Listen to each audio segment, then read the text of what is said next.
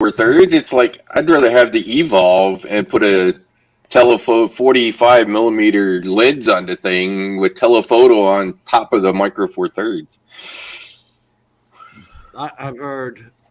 I've seen a lot of reviews, including ones from guys who do professional photography like Vic Moss. I mean, I'm not seeing nice things.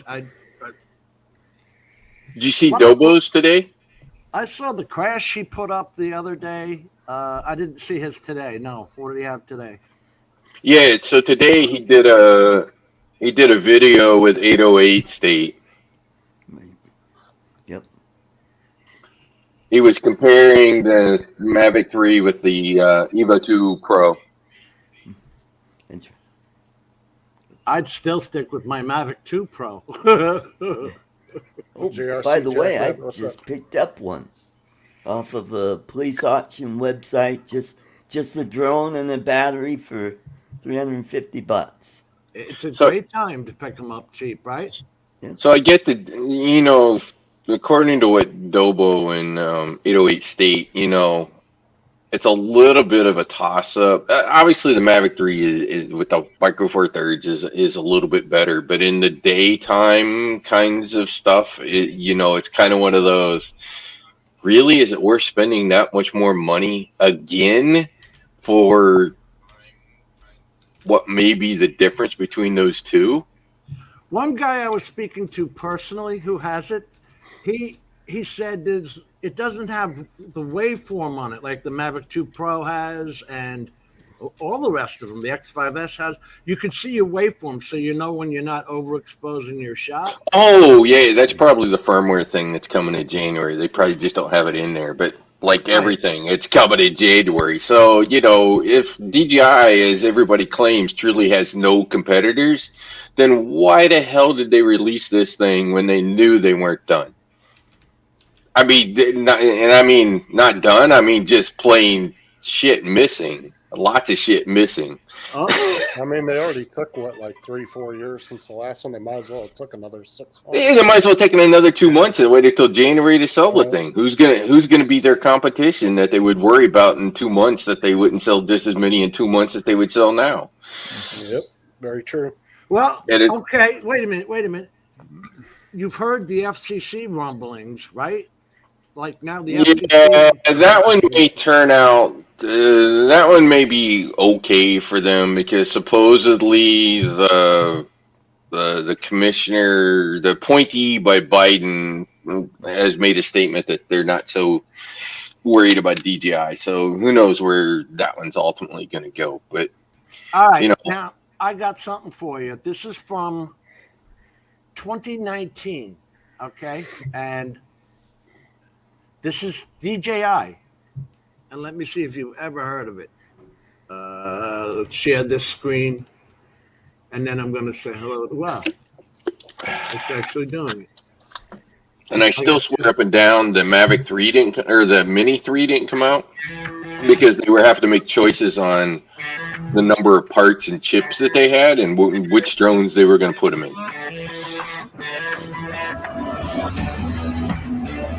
Hey, Hot Rod, could you dial your mic down a little bit? You're a bit hot. Yeah, I can do that. I'm on my earbuds, so. Hey, James, are you doing the Ed glasses thing? Presented by DJI Studio. No, I've got 2 pairs on. My contact isn't to in. meet the highest standards. Storm, a professional heavy lifter aerial platform, is crafted by DJI Studio.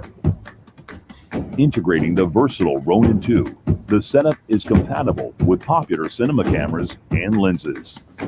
This is the DJI Storm. With its outstanding payload capacity, You think this Storm is offers replacing greater the freedom Spires? when choosing your equipment. No, it's a competition for the free fly out.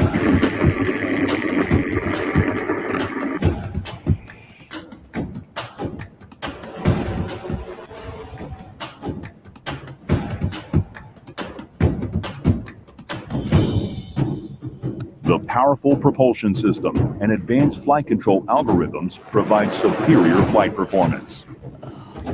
I think Jake Sloan has one of those.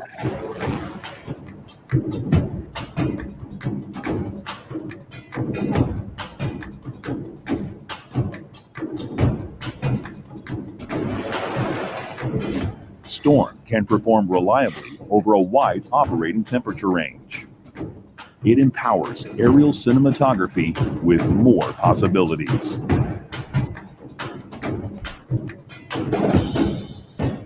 When Master Wheels or Force Pro is connected with Storm, cinematographers can control camera orientation in their preferred manner. That's a big fucking camera. Yeah. Yeah, he likes it. Offers fully customizable aerial cinematography service with a professional crew to bring you efficient collaboration.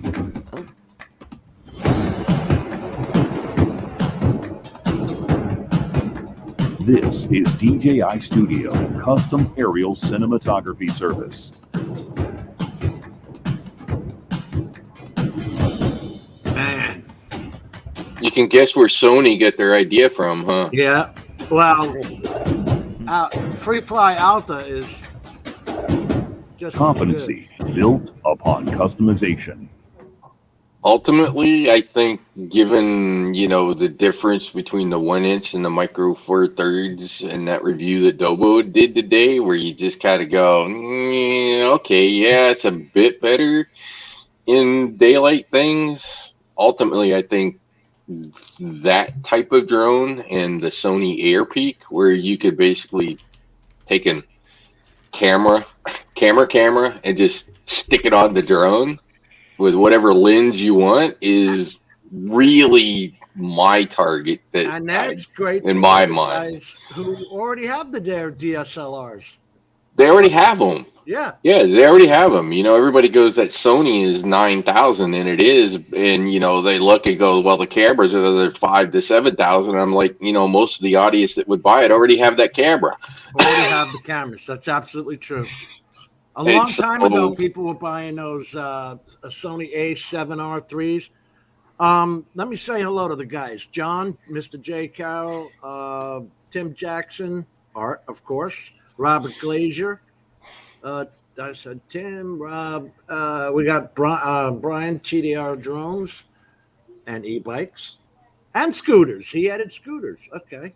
Jack Rabbit. I thought I saw... Justin, I thought I saw. Where is? There's Jody up top, and Robert Glazier. I got everybody right. Mr. JRC, did you get him? Yeah, John. Yeah, okay. John Carroll. I wanted to make sure this time because I normally put everybody on the screen, and there's unlimited vertical. I normally put everybody on the screen, and that's their time, because we BS so much. But Rod, this Storm, the studio has been out for 2 years, and it's special made. That's why you've never heard of it. Got it. Yeah, they're probably special made for the Hollywood types. But honestly, I think in that market space, DJI is going to get crushed by Sony. Because if you're a Hollywood studio, who would you rather have, DJIs or a drone made by another Hollywood studio organization that's building it so that they can make their movies? They've been flying. They've been hanging Ursa Minis and Arri Ariflex cameras underneath these. The Free Fly Alta. Well, you got a point, Rod. Sony has more of a name in Hollywood than 100%. And in Hollywood, it's about handshakes. In that business world, it's about handshakes and who you know, and they're gonna DJI with the movie guys. The hell with you! I'm gonna buy the drone from another movie studio because I know that guy because I talk to him all the time. It's just the way business. It's just the way the business works in the business world. And we've said this a million times. Anytime you can put a prime lens on it, you win. 100%. Ultimately, that's what we need for a drone. And that was kind of a little bit of the promise with the Autel Evo, right? Was the interchangeable camera, which they haven't done. There are no shortcuts to success in the drone industry. Yeah, and they need to get that 20 megapixel camera out too. We designed the Alta X from the ground up to achieve the perfect blend. Yeah, no, and it's in the works. Vision while keeping the onset workflow simple and fast. This is the Alta X. They allow us to carry heavier loads and fly longer missions, but they Wow, usually come with a cost, this is totally decreased different. agility and increased vibration. We wanted the payload and flight time, but we're not willing to sacrifice the performance and reliability that the Alta line is known for. So we dove into the deep end of the pool, hell-bent on understanding and then neutralizing the problem. This is totally We different. traveled back in time to hang out with the greats, Sikorsky, Bell, Piasecki. That's an interesting design with the way they did the arms on it. Daily. There we go. Let's see that. And started arguing about our new active blade design daily. In the end, we got They just copied military helicopters created this machine for that design. It keeps on flying long past our attention span. It's got to have One of some the key long ass innovations for blades. Alta X was active blade. Active blade No doubt. To not have symmetry of lift the and cyclic X8 loading as the Alta platform, blast I across mean. the sky. In our testing, active blade reduced peak vibration levels to 1/5 of their normal level, which allows for better flight performance and reliability. That is interesting because the Alta has X8. Hey, Rod, a During bunch of testing, people we in hit the chat are 85 miles saying an hour in your flight. mic's still really high. and logged over 3 million tests. Okay, let me see if I can figure it out. Windows 11. I don't know where that setting is. Well, it should be in the StreamYard settings. You can turn the volume down. Yeah. Oh, got it. Of the video? Alta X No, of his mic. found payload without losing agility or Everybody's saying it's really loud because a lot of them are wearing headphones. With these earplugs, I had to do it in my own audio, in my own payload. sound department. Alta X The features things a I like foldable about payload free that allows fly you to and change all that payloads is in you seconds can and buy your own payloads on top batteries. or bottom of the aircraft. See, that's what I like about the Matrice. If Alta you're X doing a flies bridge two inspection, you 12S can put the 16 camera amp-hour on top. batteries for long flight times and a simple charging workflow. When it's time to I travel just with don't know Alta why X, these you're things relieved have to see that it cost folds down in $80 packs million. in the same size case as Alta 8. It goes from case to flying in minutes. I mean, the camera's bad enough, but you know, in all honesty, if you're doing a Hollywood movie, you're renting the camera. Yeah, but They the people you're selling these drones to, they don't look at the price like we do. Right. They're like, oh, $20,000, no problem. Hey, Chris, Sunrise Water Media. I said there was going to be. This is Tim. Get my stupid cursor. Where? Oh, it's off to the third. I said there was going to be an Air 2, a Mavic 3. Everybody told me there wouldn't be. I should have took bets on it. Yeah, I guess so. Hey, Chris, we got to have Chris on some night, man. I want to see how he works because he makes some great stuff and he's out there composing the music himself. I'm wondering if he uses FL Studio and stuff like that. I was asking Matt if Matt used FL Studio or anything from Steinberg. See, where's their regular free fly? Yeah, here's the free fly. So my son. Hey guys, this is Trent, Copter Kids. Copter Kids. Somewhere close that we can really demonstrate multiple features at once. So we chose. Now this has Rainbow been out Bridge. for what? It's 5-6 years. Out over Donner Lake. That's just The 50 regular miles, Alta free west of fly. where we are in Reno. Say that 3 times and fast. it's a spot that we've shot a couple car commercials. They're using at, a Red so Epic go up on there, that, sunrise, Rod. go play around. How would you like to rent those It gave us cameras? a great location to go top mount and fly under this bridge. And even though we were kind of only spent Yeah, see, he's flying under the bridge, putting putting the it top was mount. really to be able to see how well it handled in a scenario like that and how amazing the That's shots can also come out really quickly. 6. So flying this thing, as far as feel, I'm really impressed. One of the big Instead of the things I was X8. looking forward to was having manual All right, throttle. I don't need to hear his review of it. We wanted to see it flying. There you go. So, as far as all these stack up so far, I still sit there and wait for there's my buddy Mike McReynolds. I still wait for the 20 megapixel prime lens camera on the Evolve 2 for price. Talking about price, because Rob, what did we say that was going to be? $26.99. $36.99 with It went up $1,000. with 5 batteries, it's actually 4,200. Well, that's the price of a Matrice 200. That's not Chris not said bad. he'd come on next week. Cool. Hopefully, he said I hope to come on next week. So maybe. Yeah, I had talked to him in email. He's a busy guy, you know. Tim Jackson.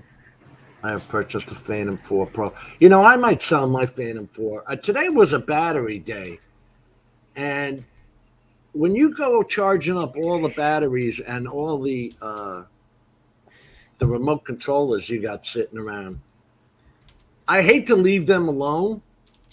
You know, go in the house, watch a movie for 2 hours, and then come back. I've never had anything happen, but I just can't do it. I have to sit out here with them, and that kills me. But my Phantom 4 is just not getting any use anymore.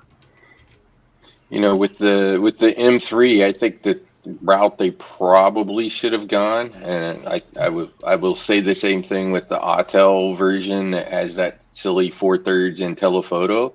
Yeah, I'd have been much happier to give me one camera that is the 4/3 sort of a standard prime, and give me a different camera that is the telephoto, and allow me to mount that one on the same drone, and you know, maybe give me another camera that's ultra wide. It's this normal 3 lenses that you would have for a camera, or for a normal camera. Can I say one thing? If you were going to build a Mavic 3, and let's say you wanted to put a real camera on it, right?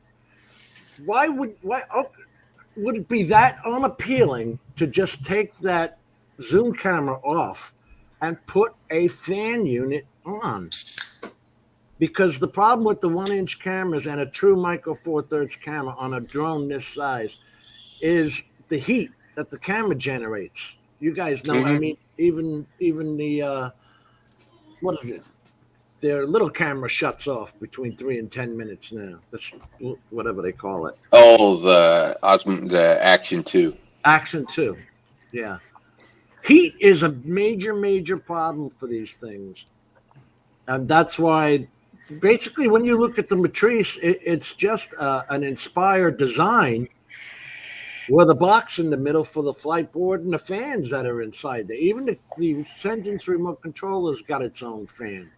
So the Canon R5, which, you know, its big claim to fame, right? Yeah, was being able to do 8K. The problem was heat on that thing. Mm-hmm. So they're now coming out with an R5C cinema, and kind of one of the big differences is in the C. The R5 was sealed. The case was sealed. In the C, the case is not sealed, and they actually have a fan, and so they're going to pull air in one and push out the other to cool it. So that version will literally be able to do 8K unlimited recording, simply because of a better cooling solution for pretty much the same camera. I want a 3080 too. Rigor Mortis and Tim Jackson. That's what I want. The RTX 3080. Nothing more. I won't need anything more powerful than that for editing. With Da Vinci. I mean, and that's right now about the same price as a drone. Until these boards come down, damn it. Oh, 2024. I'm telling you. Really? Yeah. So the Intel CEO starts with a G. I can't remember his name. I've never met him, but I kind of know a bunch of people over there.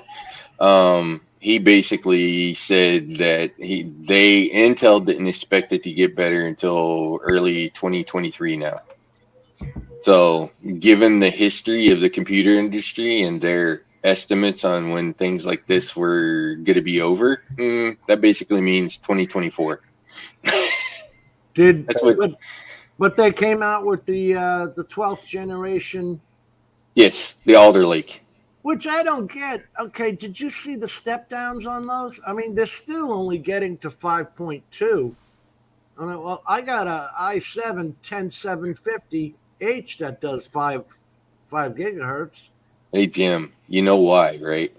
No, I really don't. The answer is actually really simplistic, and they hit it multiple years ago. They hit the heat wall. So the problem you run into in the 4 to 5 gigahertz, and especially from 5 gigahertz and up,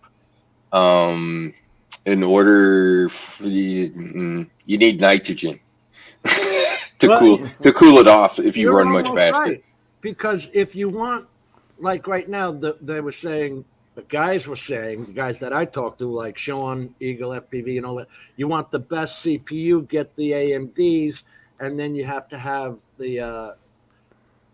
I'm sorry, if you want the best motherboard, get the AMD, because then you get an ATX motherboard that has so many options on it. Those Z499s or the Z599 motherboards. Yeah, well, that just got nuked with the release of Alder Lake. So AMD right now is on PCIe 4.0. Alder Lake supports PCIe 5.0 and DDR5 memory. So it's a step up across the board for all sort of major components. Okay, but I really don't need.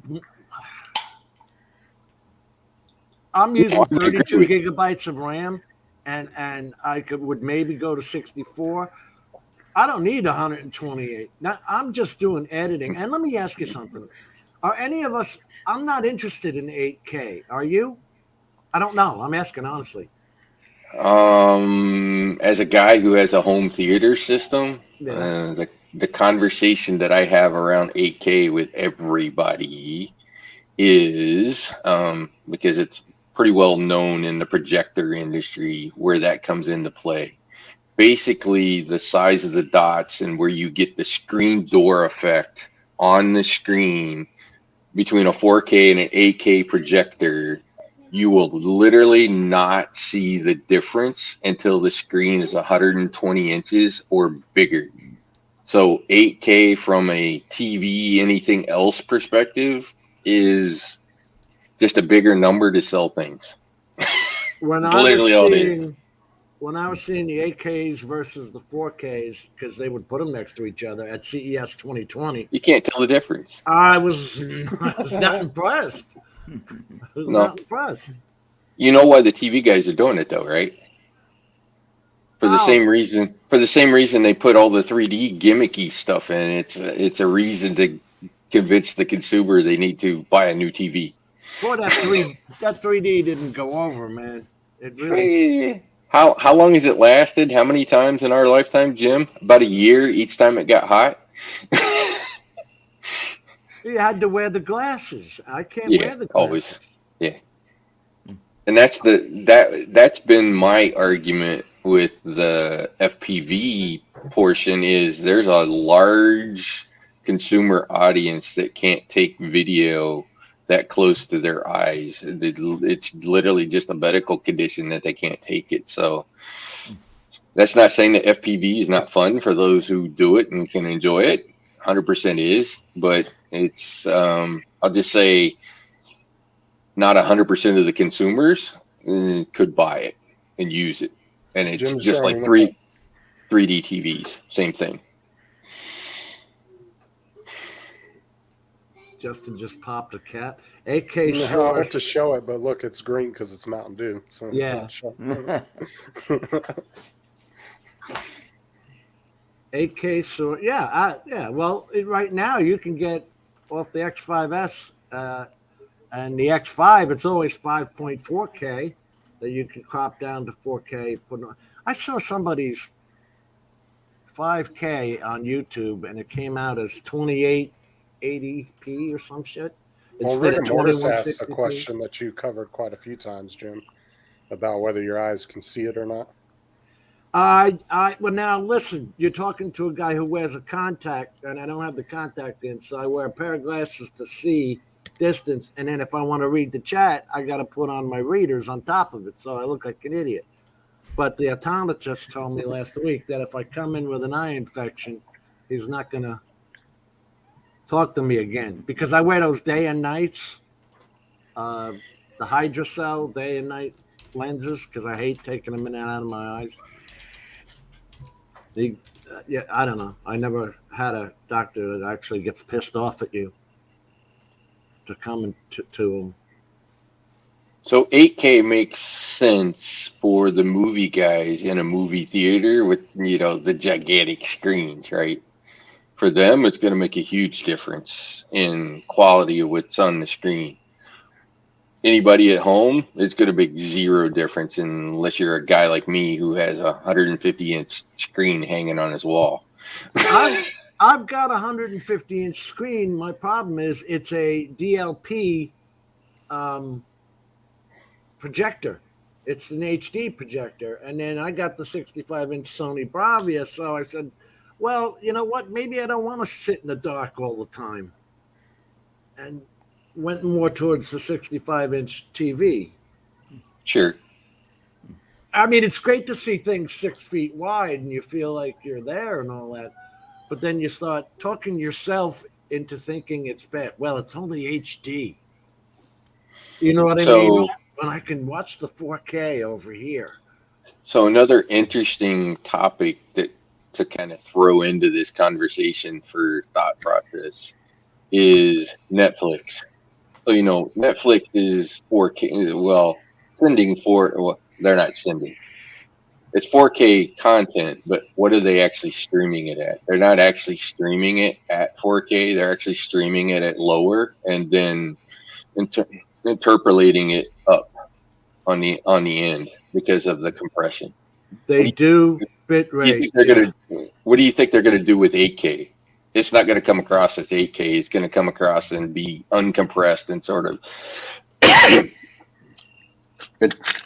interpreted to the 8K. And they are the strictest production-wise. When you're making one, they're the strictest out of all of them as to which cameras you can use. It's all got to be 4K HDR, period. But which cameras you can use, like the RE and the Red Cinemas and all that. They got to be Netflix approved. They have their own page. If you look up Netflix production requirements, there, let me do it right now. Netflix production requirements. And Blackmagic just released their 12K camera that the Hollywood guys are using to film the 8K videos. I saw that. Here's Netflix approved cameras. Anybody can pull this up. And then they tell you what they want. Like, first of all, you're watching DCI P3, Protocol 3, Digital Cinema Initiative, Protocol 3, or Digital Cinema Package. You look at the compression there. It's RAW or ProRes, 16-bit linear or 10-bit D-Log, minimum bit rate of 240 megabits per second. Wow. And that's the Sony S-Log, the Arri Log C, Fuji. Fuji has the V-Log, doesn't it? Yeah, not sure. There's S-Gamut. But there's another thing to kind of throw out there in the thinking, right? Are you going to stream 8K across in satellite internet? The Starlink that Elon Musk is throwing up? No. I don't know what that bandwidth was supposed to ever be. Did that ever come out? I've not looked to see. Yeah, neither have I, actually. And everything has to be pre-submitted and pre-approved. Let's see, they took the Sony camera off. They approved the Canon C300. There was a small camera that, there was a BG camera. I just want to get some more comments from our guys on here. Let me put me at the bottom so I quit taking art out of the picture there. There we go. And Jim, there is a company that I'm surprised has either not jumped into the drones or I will say I'm surprised that they didn't pick their stuff versus Apple ProRes, and that's Black Magic. Given that they make cameras and crap, Yeah. it's kind of, it wouldn't be terribly hard for them to sort of jump into a drone market with their camera tech kind of thing. That would be an interesting move from them, especially seeing what Sony did. But I don't know why we got the ProRes instead of something like the Blackmagic RAW, which is actually a free API. You pay $0 to use that in your software. That's right. And it's obviously DaVinci better Resolve. than, and it's even better than the ProRes. Hello, it comes from the guys that make all the stuff that Hollywood is using. Well, ProRes is a kind of lossy compression. I'll just say, I think I trust the guys that make the cameras for Hollywood to come out with something like that that would be better than probably almost everything else that's out there. I wanted to see. Okay, let's see delivery to them. See that you have to be reviewed. Let's go on to Color Critical. The HDR has to be reviewed by them. It can only come in as Apple ProRes 444, QuickTime Movie 38, or True 4K. Color Space C P3. DCI P3. Which I thought that's curious as hell. That, like, if you go in the movie theater, P3 is 48 nits in an actual movie theater. That's wild. For 48 nits of brightness, and we're sitting here at home begging for 1,000. Yeah, but it's off a gigantic screen with a very light-controlled room. Oh, yeah. Like I said, do you want to sit in the dark all the time when you're watching TV? And I'm not so sure I want to when I'm... Oh, yeah, because the minute they crank up those lights in a movie theater, that screen's going to go real dim. Right. Yeah, exactly. What was that? Most videos I watch are 720.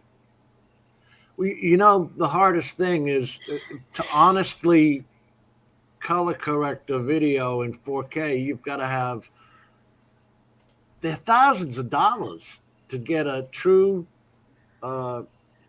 either 85% Rec 2020 or a true DCI P3 100%. The PixArt and the ProArt 32 something PX I saw was almost $4,000 just for a screen to be able to color grade it. So now I understand why these guys rent the cameras and all that when making these movies. I don't know. I just went off on a little tangent there. And if you look at let's take a popular movie. Let's say Bourne Identity. What's the average shot length on the movie Bourne Identity? Oh, it cut me off. Average shot length on Bourne Identity.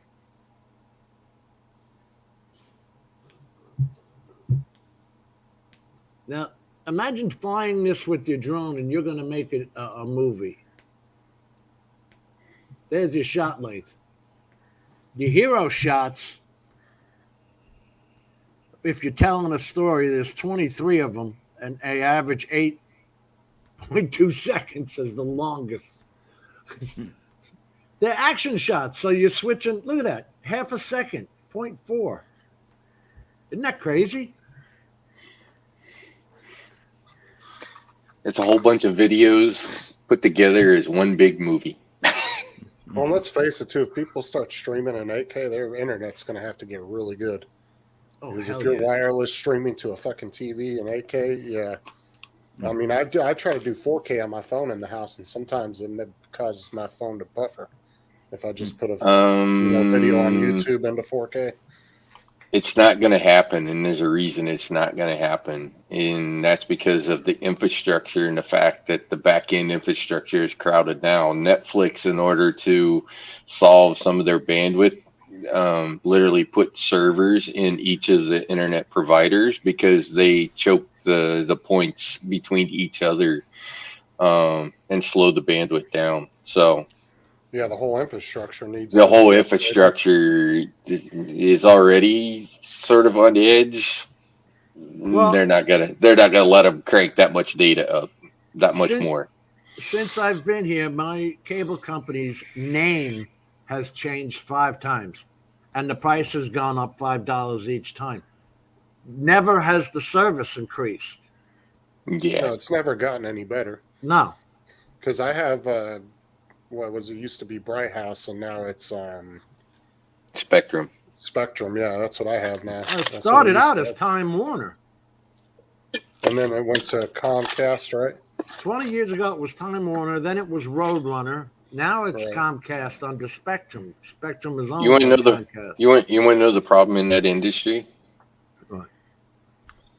But No, do I'm tell. surprised the government hasn't really gone in and really stepped on them hard. But they Yeah, pretty much monopoly-wise, they pretty much all have an unwritten rule that they do not go into the same areas and compete. They sort of draw these invisible lines, and if you look, that is pretty much true in that industry, and that's one of the problems that we have. Let me touch on that, what Rod just said, too, because there's a huge apartment complex here in my town. It's literally a mile from the front gate to the back of it. That's how big it is. And half of the apartment complex is one cable company, the other half is another. Same with the electric. Half of it's one electric company, the other half is the other. They literally split it in half. They split it, they negotiate, they split, they divide, they don't compete with each other.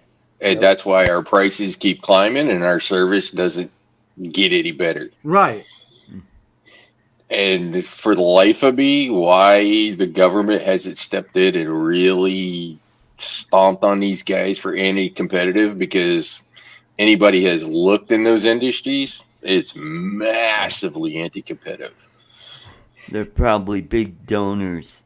And you don't see They are. you don't 100%. see That's why. you don't That's see why us it's not. complaining either. I mean, it's $75 a month just to have the internet come to the house. But see, when like companies like Starlink get up out of beta and they're going full force, people are going to start turning to alternatives. I think But- Starlink will take off really well. And that's why Musk is doing it, because there's no competition in that market, so he'll be the competition against everybody else. Mhm. But he's not cheap either. I thought it was $99 a month and $500 for the dish. Is it going to And, be faster internet? You know, the reality of all of this, what drives that pricing Yeah. is the Hollywood studio guys and what they charge for the content. Yeah. But in all reality, too, you got to think right now, too, Jim, it's still in beta. Once it's opened up in May, the price may drop a little bit once it goes to a larger scale audience. Larger crowd. There was a company called Lowcast that just got sued for $32 million and lost. They were an internet provider that you didn't have to pay for, that all they did was stream the regular over-the-air TV signals that you normally have to go up on the roof and put up an antenna for. And they got sued. I don't know why, but the movie company sued them. Well, why? And look it up.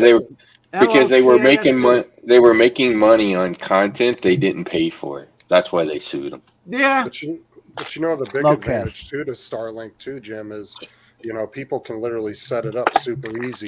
The dish finds its own signal, and if they move to another house, they can move their whole system by themselves without having to have a tech come out and hook it up and all that. I mean, Well, the convenience of it alone is what 10 times better. That was the whole gig with DirecTV. As long as you had your football card, you could plug it into any model and it would work. So the real question is, Jim, how much life expectancy have we lost from all of the microwaves that are flying around the airwaves right now? Hey, I have something interesting that I know I wanted to remind you of. The RTK antenna that I have runs on a 900 megahertz signal or gigahertz signal. Is it megahertz? Megahertz. The RTK that they're putting out now is running at 2.4 and 5.8. Yeah, which is the What Wi-Fi band. That's absolutely useless for RTK. It's still bouncing off of buildings. The whole point of it, because You know why, right? Well, I know They don't have why. to It's pay. a radio They station. don't have to pay. They don't have to pay a licensing fee for that band, that frequency. That's why everybody jumps into there and pushes everything into there. Otherwise, you have to do like the Verizon and AT&Ts and all that. You have to buy the actual spectrum to broadcast on that frequency.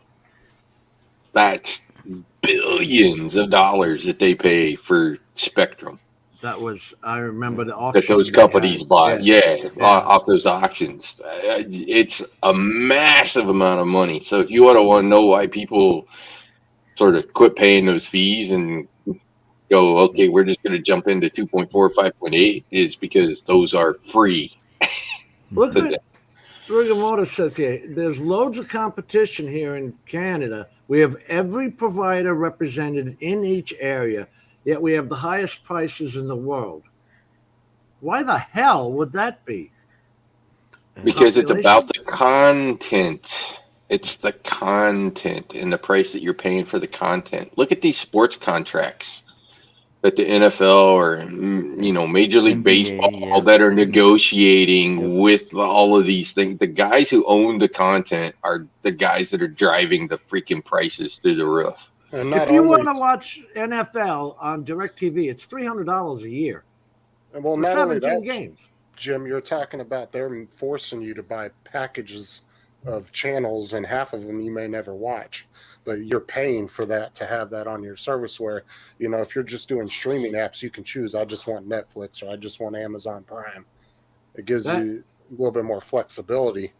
It's insanity when you get back. Okay, the whole reason I got rid of DirecTV is like my TV bill was like $280 or $230 a month. I said, this is insane. And you're still paying the $75 for the internet. And then, because they tell you, oh, well, you have 280 channels. You know how many channels you watch? Come on, 4 or 5 channels? That's what I'm saying. They're forcing you to pay for networks that you're not. Which is why things like Netflix as a model stream work better for the audience. Well, they started out calling OTT over the top, and they can do these things that you cannot push a 4K HDR signal through the airwaves. Only Japan and Great Britain are doing it with HLG. You just can't. There's not enough power to do that, or bandwidth. I don't know how that. Rod, you probably know how that works better than me. Whether it's the width of the. Go ahead. I was going to say, going back to our drone conversation and camera conversations, and the tech that's out there that is probably going to make the bigger difference in the drone. So you're either going to have two things. You're either going to have a drone that's big enough to put a normal camera on it so that you can take advantage of new tech that comes out that's in those cameras, or we're going to be waiting until some of that tech, such as the stack sensor, and now with the Nikon essentially having the global shutter, the global electronic shutter, that type of thing will make a difference on the drone, so you don't ever have to worry about jello effect and everything else with a global shutter, and with the stack sensor, you're going to get way more accurate colors, right? Yeah. Have you ever seen the Olympus 14 to 42 pancake lens? I swear to God, it's like a half an inch. Yes. I have. Why couldn't they have just put something like that, their version? Because don't forget now, they stole infrared, and they're trying to make their own infrared now instead of FLIRs. Why do you think I keep preaching to evolve and the fact that you can put standard lenses on that camera? That ultimately that is way more valuable, flexible for creating a better video content than what we've got on today on drones with essentially fixed lenses, fixed focal lengths. That Yellowstone, I see that on. That's really good. What is that channel? Not Paramount. It's Paramount, but it's playing on Peacock, but it's owned by Peacock. Paramount. But you have to watch it on the Peacock app. I don't know why they don't play it on the Paramount app when it's their show, but yeah. I have the Paramount and I have the Peacock because they're $4.99 each. Yeah, Yellowstone's a very good show. I enjoyed it a lot. Netflix is $20. It's the most expensive one out there. Well, it depends on which bundle you get, because they have where you can pay, I think it's 12 something, and it's just for streaming on one TV at low res, and then you can get the second package where you can stream up to 2 devices high def, and then they have the one where you can do up to 4 devices high def. So each one costs a little bit more. So I you guess got to I see have which the 4 devices. I don't know. That's probably the one you have, because I think the 4 or the 2 device one I think is $14.99. If I'm not mistaken, I could be wrong on that. John only watches 1 episode a day. He doesn't want to get greedy and binge. I watched all 3 seasons in like 3 or 4 days. I know it'll kill you, right? And then if you watch something like Mindhunters, I watched the first year, and then it took them 2 years to come out with season 2, and now they're not even making season 3 because the director, Michael Finch, is making some movie called Mank. I don't. What's that got to do with anything?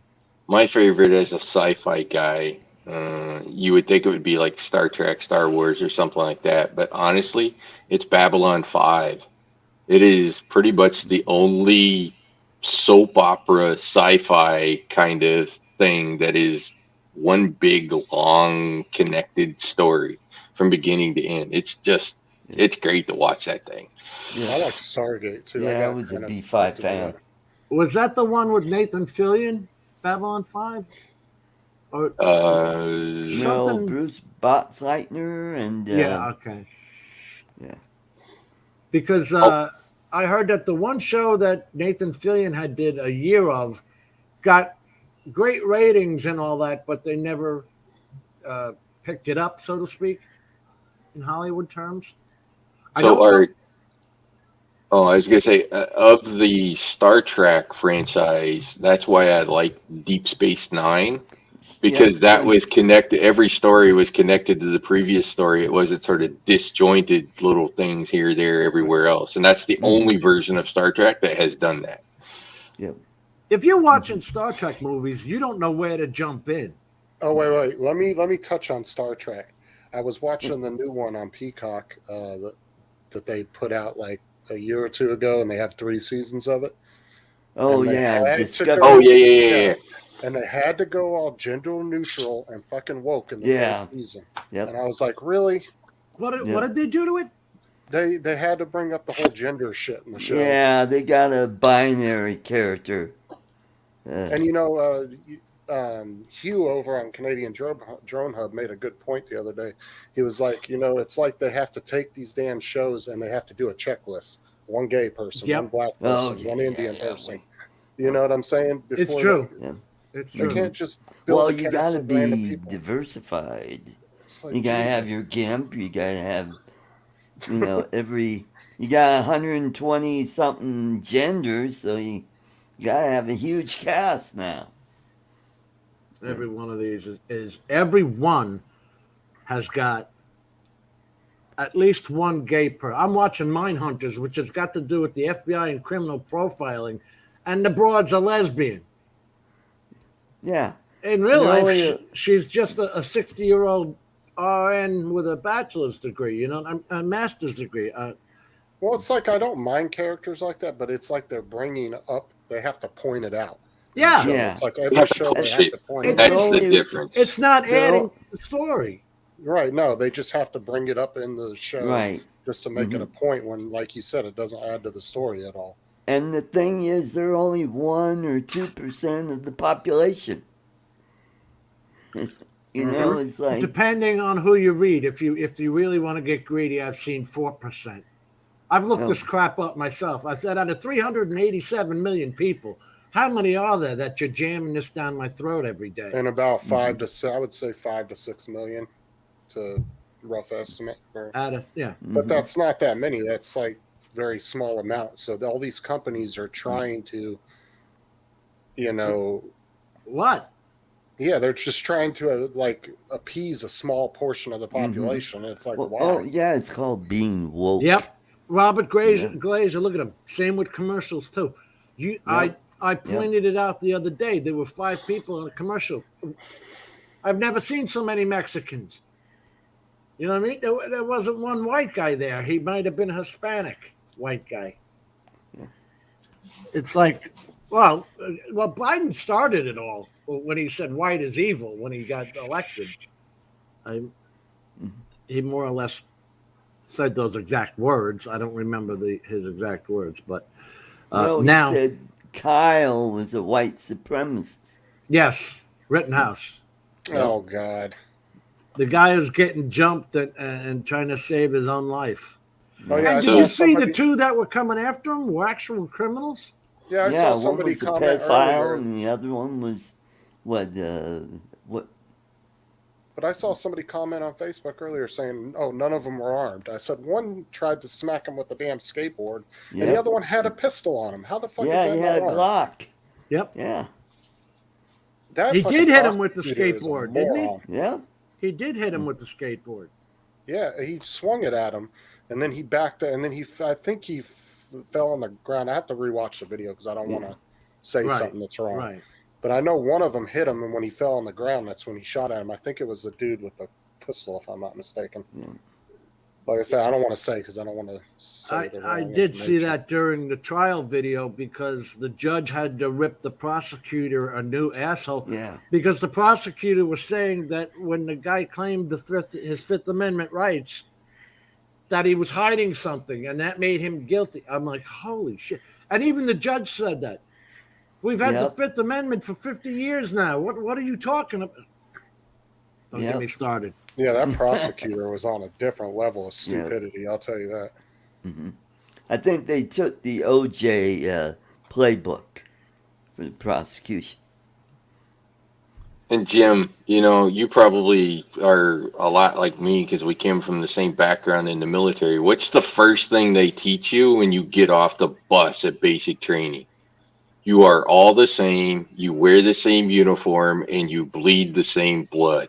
In fact, in the Marine Corps, there are yellow steps. Matter. Nothing else matters. That's it. So quit judging people by all these other things. The only person that's going to save you is the guy next to you. Get used to him. It doesn't matter who, what, right? Anything, right? Right. You and I both know that, and that's kind of the way I walk around the world. I tell everybody I'm kind of colorblind and blind to everything else. It really boils down to you're either a good person or a bad person, right?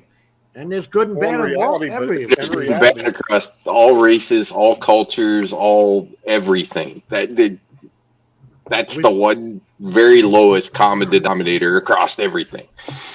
Well, in reality, any citizen that follows the Constitution and understands it follows that same logic. I mean, you respect everybody, you mind your own business, you don't shove beliefs down each other's throats. And how hard is that to do? It's not hard at all, No. is it? If you don't like somebody, just go away. Walk away. Yeah. Yeah, but those words are hurtful. They cause me pain.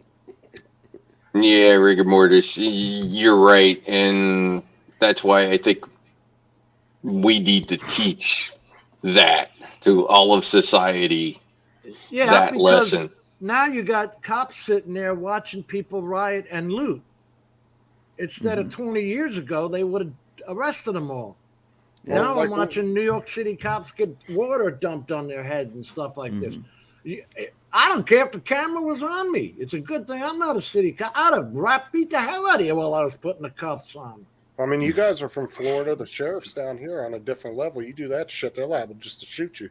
Oh, the Brevard, Oh, yeah, down here. the Brevard County Sheriff, they killed 2 kids, 15 and 16, because they drove on the lawn. The cop stood and moved to stand in front of the car and shoot him dead. Yeah, that's what I'm saying. Holy Christ, duck if you're in Florida. That's all I got to say. But if you're a law-abiding citizen down here, they'll treat you with respect. 100%. Yep. You know, of all the sort of police shootings, right?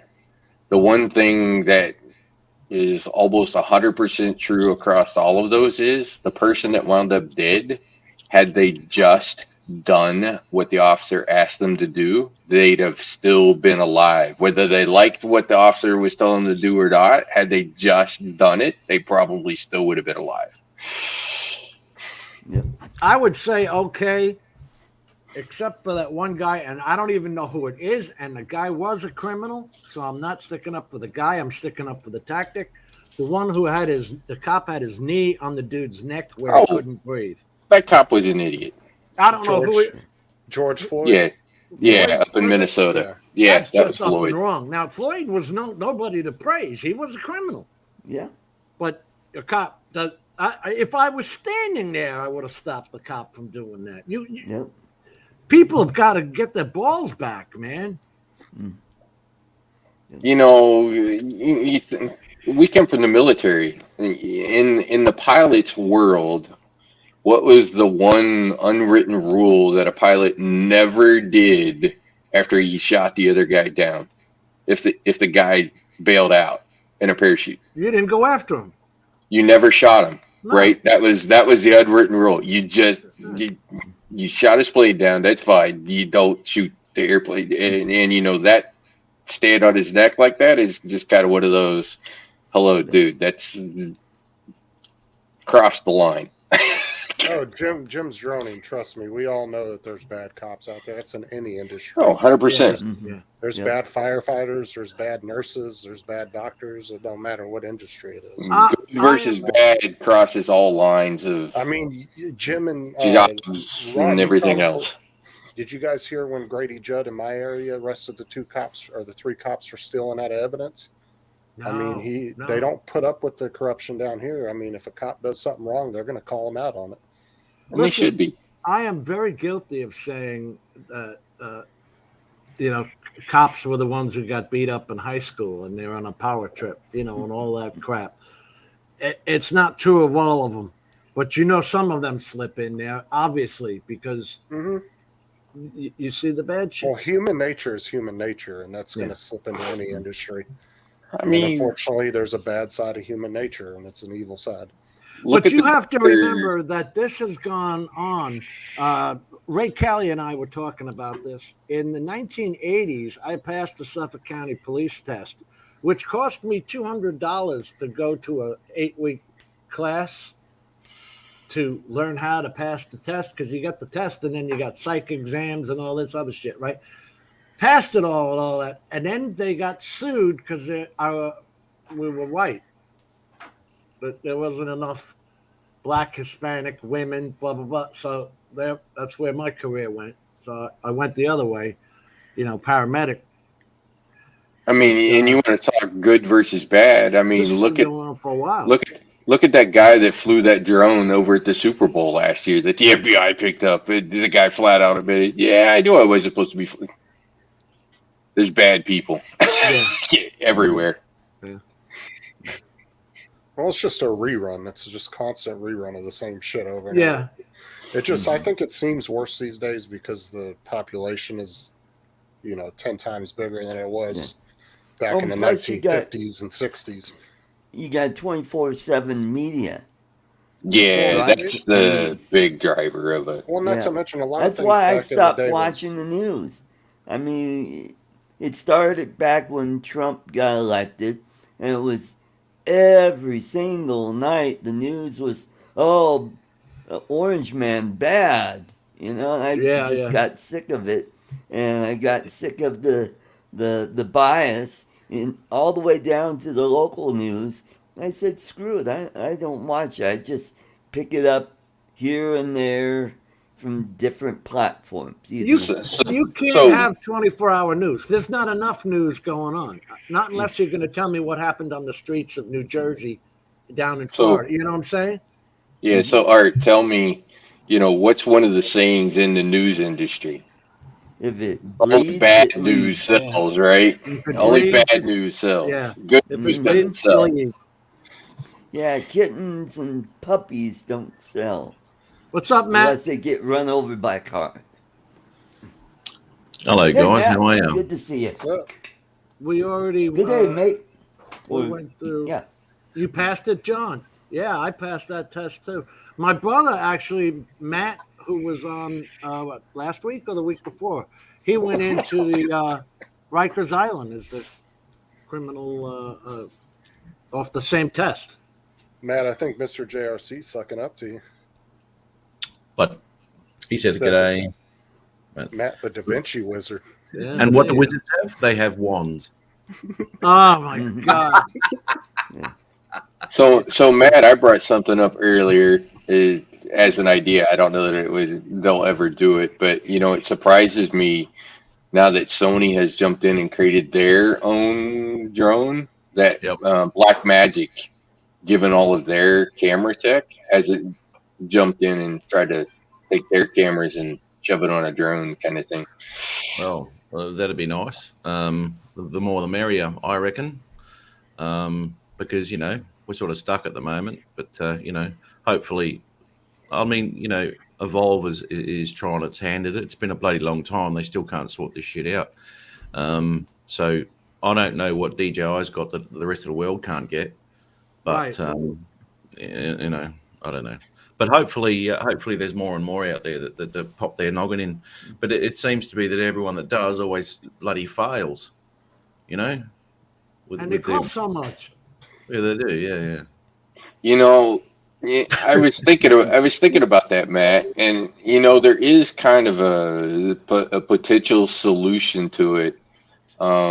I've been watching the Autel Pilots forums, and there's a few people over there that have been decompiling the Autel Explorer app, and they keep talking about how there's like a whole bunch of just general libraries that are shoved into that thing that literally have nothing to do with nothing kind of thing. And so it got me to thinking, going, why don't these other drone companies or companies, just like sort of Linux, right, have an open source OS software kind of platform that they would all use that, would have the same sort of technical flight characteristics and things like that, so that they didn't have to each have the R&D for the software, right? They could spend their R&D on the hardware kind of thing, which would give all of them a leap forward, right? And all those smaller guys a leap forward kind of thing. If the drone guys sort of created a public software kind of version. DJI Studio before, Matt? I had it bookmarked. It's from 2 years ago, and it's a private sale thing from DJI. You have to special order it. Hang on. Are you gonna get busted for that music or what? Yeah, mute it. Well, hey, I guess I'm going to get hammered because I already played it once before. Matt, Mr. JRC just pretty much threw his whole last comment down the trash. He said, "Is that Matt's girlfriend?" He was talking about the kangaroo video. That was Pete Carroll. That's one of them. And she has a mighty kick too, right, man? She does. Don't piss her off. I'm cooking tonight, darling. Don't worry. Have you guys seen the video where that guy punched that kangaroo? Yes. Oh yeah, we played it on Jim or Matt's channel one time. Probably both. Man, that kangaroo was like stunned, and he finally just left. Oh, wait a minute. Guess what happened a Saturday night, or Friday night? Matt, tell us what happened to your live stream. It wasn't me. It wasn't me. I know, tell. but you're the one that laughed the hardest. On Friday, what was it? Friday night for you? Yeah, Jim played that bloody SNL bloody clip. Right, Yep. We're having a bit of a laugh about it. The whole thing, mate, is shut down. I can't even fix it. It's been blocked, banned, and freaking gone out of existence. YouTube's just gone, piss off, dickheads. You can't use that. They won't But let it you wasn't- trim it? Nope. But it wasn't the 30 minutes of bestiality we were showing on there, you know. No, they had no problem with that. It's fine. You can do whatever Adrian you like. getting abused by the horse. That was fine. As long as It was- Universal don't own it, you can do what you like. My God. So it's just disappeared. And I can watch it from my studio. I can watch it. It's still on my channel, but it's just blocked, outright blocked. I've never seen that. I've seen the copyright claim where they give me the option to either mute the music or trim it out. Hey, Mike, I went in 77. Oh, she is pretty, Rob. She's very pretty. And actually, Jim, something just crossed my mind that ties into that comment I just said about, the drone guys. In the FPV side, you actually have that, right? Because you have Betaflight, right? Betaflight's the software, and it'll run on how many pieces of hardware, right? So we need something like Betaflight for the camera drone side, so that all of those different hardware manufacturers don't have to invest in the software pieces of it.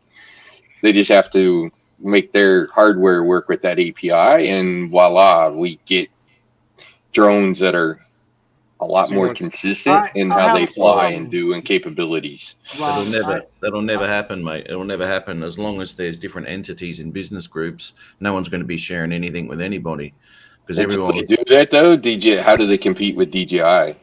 Well, Autorian says that that's not DJI's problem. No, I get it. But, for the other drone manufacturers, it's actually in their interest to, and, this goes on in the computer industry all the time. There's consortiums that work on different APIs that are across everything, Bluetooth, Wi-Fi, everything else. That's got multiple companies that are all on those boards that form those things. So there's no reason why that same sort of mentality can't occur in the drone world. Rod's looking at like DJI as Apple, but doing an Android for everybody else, right? Yeah. Something along that lines is probably a pretty good analogy. Yeah. You've got that HERE controller and the Pixhawk. The HERE is actually a controller that operates with the Pixhawk, and that's supposed to all be on open source software. But Betaflight in the FPV world is probably the best example of what I'm talking about, right? That software will run on multiple pieces of hardware from multiple vendors. So, I think the smaller camera drone guys, if they want to compete with DJI, need to sort of create a industry consortium and build something along that lines. American prices are absolutely insane, though. We looked at that Watts aviation drone when that first came out. It's $25,000. We're talking about the same carbon fiber that every other drone is built with, and tattoo batteries that you're buying yourself. You know what I'm saying? Why is this thing $25,000? I don't get it. Now I saw that there was R&D and startup costs. Well, and two, a lot of the American companies aren't so much into the consumer neither. DJI can make a lot of money just off the consumer drones to throw into R&D for their, industrial type equipment. Hey, Brad, and Matt Bagwell, haven't they? They've filled every damn gap. That's what I'm saying, but they make a lot of money off of just an everyday person too. So, this is one of the questions that I've asked a few people, at least with the drone world. Have we finally hit that point where it's like, phones where literally there's not much more they can shove into it to really make a difference? And will people, phone computers, right?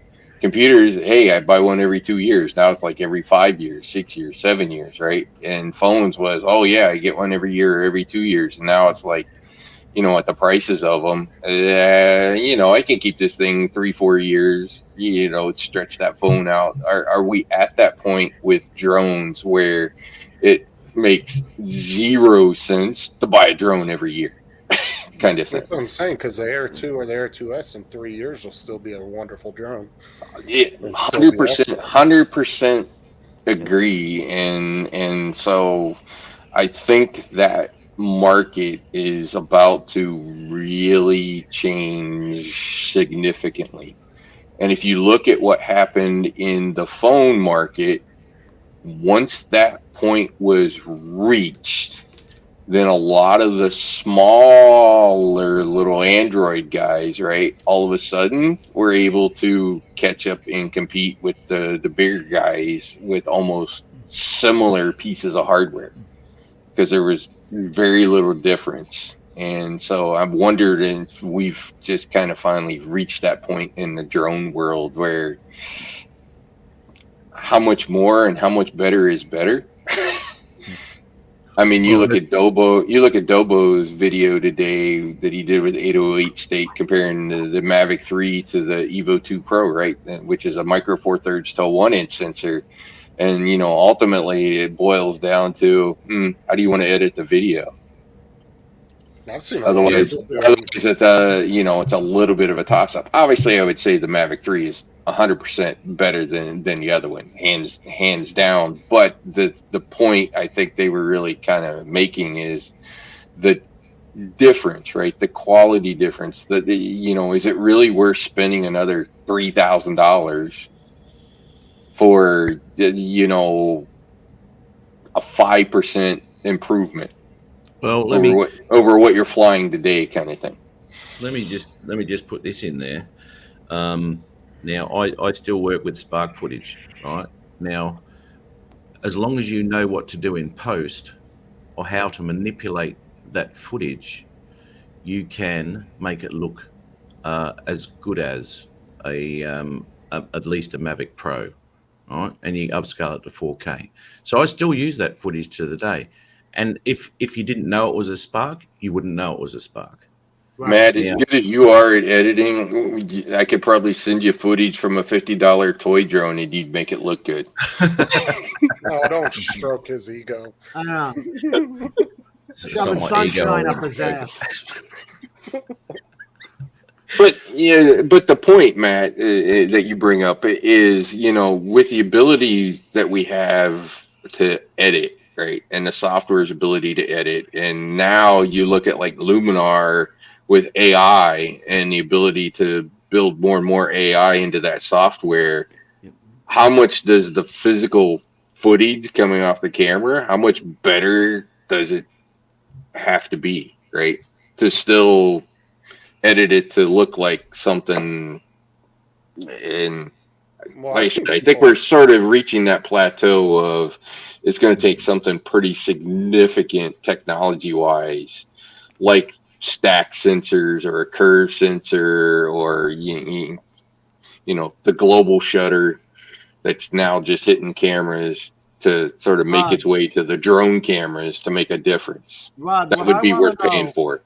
Is why can't I, or can I, strip one of these DJI Inspire ones, put a Pixhawk in it with a Here link, and have the same, it's the same controller like a smart controller as you see there, and make it a completely open source drone? Why couldn't you take the guts of an FPV system and stick inside of that thing and do the same thing? There's no reason, there's nothing that stops you from probably being able to accomplish that. I'm sure some electronics whiz can make that happen. Yeah. Well, speaking of electronic whiz, Jim, I gotta take off here. Thanks for having me on here. Hot Rod, good to see you. Justin, Matt, you have a good day, mate. Well, I've been seeing Matt's out people of the room. comparing the Pro 3 to the damn Air 2S on YouTube. Okay. Rod. Good night, everybody. Oh yeah, there's lots of people comparing it because of the $12.99 versus $29.99 price for the flyboard kits, and it's just like, really, is it that much? Is it really worth that much money? And in some ways, I go back to Marcus Crawford off of Idaho Quadcopter. Right. He goes, "What difference does the sensor size matter to me? I always fly every day at noon with the sun over my head, kind of things. What's the difference between a half-inch sensor, a 1-inch sensor, and a micro four thirds in that conditions?" And his question is a valid question. Not much, honestly. Well, not to him, because he's not doing any cinematic. He's not getting paid to do cinematic footage or construction or anything like that, where it has to be sharp, crisp, and clear. Right. To post to YouTube, there is no difference. There's no difference. Good night, between Rick and Mortis. Well, it's like our conversation earlier about the TVs, right? 4K versus 8K. It's just bigger. It's a bigger number. Does it actually provide anything to you? No.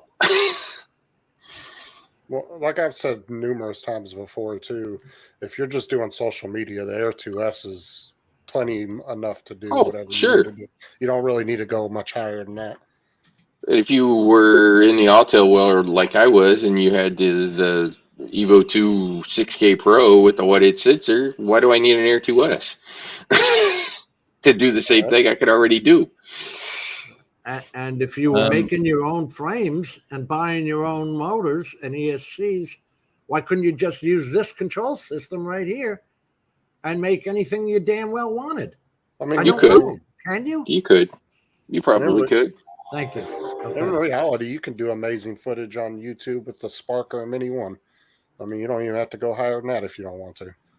If you don't want to spend that's what I was saying. If you can muck around with the footage, you can make it look pretty good. Now, yesterday was the first time I actually got a chance to go out and test out the Mavic Mini 2. Right? Mads Tech. Ian Ian over at Mads Tech does a lot on the Cube, the Pixel Cube, and HearLink. That was asked in the Jim's droning asked me. Sorry, Matt, for the interruption, as I know you're not used to them. Not from you anyway, mate. But yeah, I got a chance to really stuff around with the camera on the Mini 2 and really push that little bastard in a low light situation to see what we could get. Now, I'm telling you right now, that camera shits all over the original Mavic Pro. Absolutely leaves it for dead when it comes to, even though it's a tiny little thing, it shits on it when it comes to low light. The Mavic Pro's camera is pretty useless if it hasn't got light in there. It's really mushy. The detail that you get out of this Mini 2 is outstanding. It's got a bit of noise in it. Obviously, you're going to expect that. You can get rid of that in post. It does mush up the image a little bit when you really punch in on it. But just watching it onto a 4K TV, it's so clean. It's unbelievable. Really, really impressed with the Mini 2, man. I'll tell you what. And that's the only drone of that size that replaces the Sparks camera, because the Mini 1 didn't. Well, even Dobo did a video on the Mini 2 admitting that it was better than he thought it was going to be. Yeah, did he? I want to watch that. Yeah, he actually said he used it, I think, for some real estate work, and he said he was pleasantly surprised about how good of a drone it was. Man, Again, I go back to my comment of, have we reached that plateau, right? Where there's so little difference between those, especially in daylight, right? Yeah, if you've got good light. If you got good light, what makes the difference between kind of any of those, right? Almost nothing. Because you can send the footage to Matt and he'll fix it up and it'll look great. Well, it's like most people say, you can fly any of those drones, put the video side by side, and it's hard to tell which one. Yeah, did more 100%. video. So there is one use case where like the M3 and the Evolve and the Autel Evo 3 when it comes out with the micro four thirds, there is one use case where having that makes a huge difference, and well, night and day difference. And the key to that is the first word I said, night. So like for me, I have the whole reason that I was really looking at the Evolve. I'm still looking at the Evolve. I still think it could probably be very capable of doing what I want to do with it, which is, shoot rockets coming out of Cape Canaveral at nighttime off of the thing. So the micro four thirds low light compared to everything else below that is night and day difference, right? Now, But they're, if you're they're also shooting touting it, this there's as a very little 12-bit difference. RAW. They're touting it as a 12-bit RAW photo camera, too, the Mavic 3. Okay. Now, this is Jim's droning using the Mavic 3 right here on the Fly app. And look at all this feature coming soon bullshit. Mm-hmm. Like I said, this is the part that I talked about at the beginning. If any other company had done something like that, the DJI fanboys would have thrown them on the meat grinder and yelled and screamed and going, "Oh, what such a shit company!" And then DJI does this, and they like completely breeze over it. And it's like that's the part that drives me crazy. It's like, if you're gonna thrash one company, thrash all of them for the same reason. Don't be sort of this because I've seen people on Facebook bullshit. posting, to all these drone groups, and they're like, "Oh, it's the best drone ever made," and I'm like, just don't crash it, because if you crash it, you're guaranteed you're gonna have to use your care refresh because the gimbal's gonna break. Yeah, I've seen that. Yeah, they're very, very flimsy.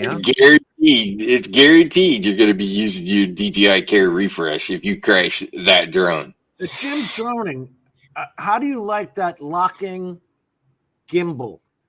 Because I've seen people with the gimbal locked, and then they kind of shake the drone, the Mavic 3, a little bit, and that thing's wagging around in there. That's not good.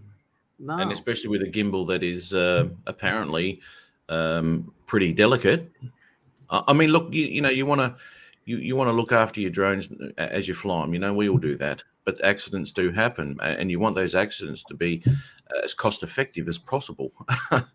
Right, and if every time you crash it, it's an $1,100 camera that's going to break. Well, how can you really claim it? Well, how can you really claim it's such a good drone when you don't even know what half the features are because they're not there? Not yet. It's a reason to wait, right? Yeah. Is DJI going to deliver? 100%. Come January, 100% they're going to deliver. It's going to be there, all that kind of stuff. But out firmware updates left and right. But Hubson's probably not got the greatest reputation in the world, but eventually they get it semi-usable, right? It's still kind of broken, but it's like, okay, it's kind of workable. So that's the part that Dono broke his gimbal too. Robert Glazier says 51 drones. Yeah, his fell. Yeah. He flew into the top of a tree, a short tree. But a lot of which happens. A lot of these people too that are crashing them too, people gotta realize they have the money to just blow on these things too, like 51 drones and Dobo. I mean, he owns half of a damn drone company, so he can afford to. It doesn't really affect him much if he wrecks one. Right, and with that Care Plus, it's a no questions asked, right? You just send it in, they send you another one, a refurbished or whatever. Yeah, and it's gotten better, but I think I saw a number somewhere. It's $200 and some for the new drone. Oh, on top for the M3. Yeah. So it's going to cost you $210 or something like that, I think, in order to get the new drone. And the Care refresh alone is already $600. I mean, right. So you pay that up front, and then $200 each time, and that's only 2 drones, right? Well, and people aren't really including that in the price. They're like, oh, well, it's $5,000. But the thing is 90% of people that are going to spend that much money on a drone are going to spend that extra $600. So you kind of have to add that into the cost of it. So the ironic part about like the Phantom, right, that everybody is in love with, from a design crashability standpoint, that type of a drone is far more survivable, right? Why The am I gimbal and not the seeing camera are not sharpness? likely to get crashed. This does not look sharp to me. Well, isn't it a screen? That's off his screen, mate. It's not out of the camera. So Okay. this isn't a file. This is his screen recorder. That's right. Duh. Yeah, it's okay, Jim. I'll point out how dumb you are. And now, it's also on the 7.4 zoom. Yeah, he's using the zoom right now. Okay. And that's not to say that the Mavic 3 is a bad drone. It's going to be a great drone, but it's got its caveats. But in reality, you can't give a good opinion on it yet until you get all the full features. Then that's when everybody can really give a good opinion on whether it's as great as they say it is. And you have to learn how to fly a 24mm lens. Please take that into consideration. The regular drones you've been flying are usually, I don't know, because mine are 15mm. But with a 24mm lens, you're getting it more of a macro view. So get in closer. And the way they described, Matt and I went over this last week, the way on Hasselblad's site, the way they describe the way this thing is trying to focus, it's almost like LiDAR trying to focus the whole image instead of the point of view that you were going for. There's no bokeh. They would rather sacrifice the clarity to go for an autofocus on the entire 84-degree picture. You know what I mean? Am I making sense? Hey, Matt, do you think any of the drones autofocus are worth a crap compared to the autofocus that's on cameras, handheld cameras? Oh, hell no. Yeah. Not. So go ahead. When I fly, I've got my my in focus settings on there, right? So I can tell whatever's outlined in red and all that sort of stuff that's what's in focus, and that's really handy when it comes to using aperture and point of interest focusing and all that sort of thing, because you can get that depth of field thing happening with I'm talking Mavic 2 here. Anything with an aperture, basically. Oh, did I give that a thumbs up? Unless you're wrong, then the focus is all out of whack. Well, you got to actually think about focus. When you forget to tap the focus. What's the most important thing about photography? I've got my camera, got my lens. Go. 50 people standing there. No time to focus, people. I don't know everyone. I usually use auto. What's manual? I'm in a hurry here.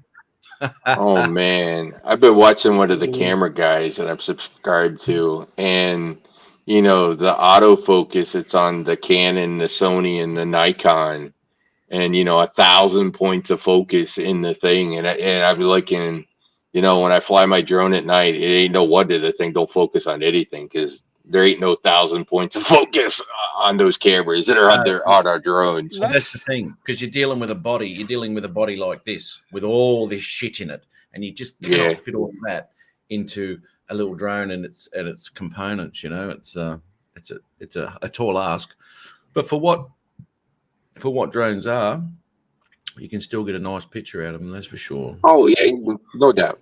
Yeah, no doubt. I think the minis would be way more advanced if they didn't have to worry about the weight issue.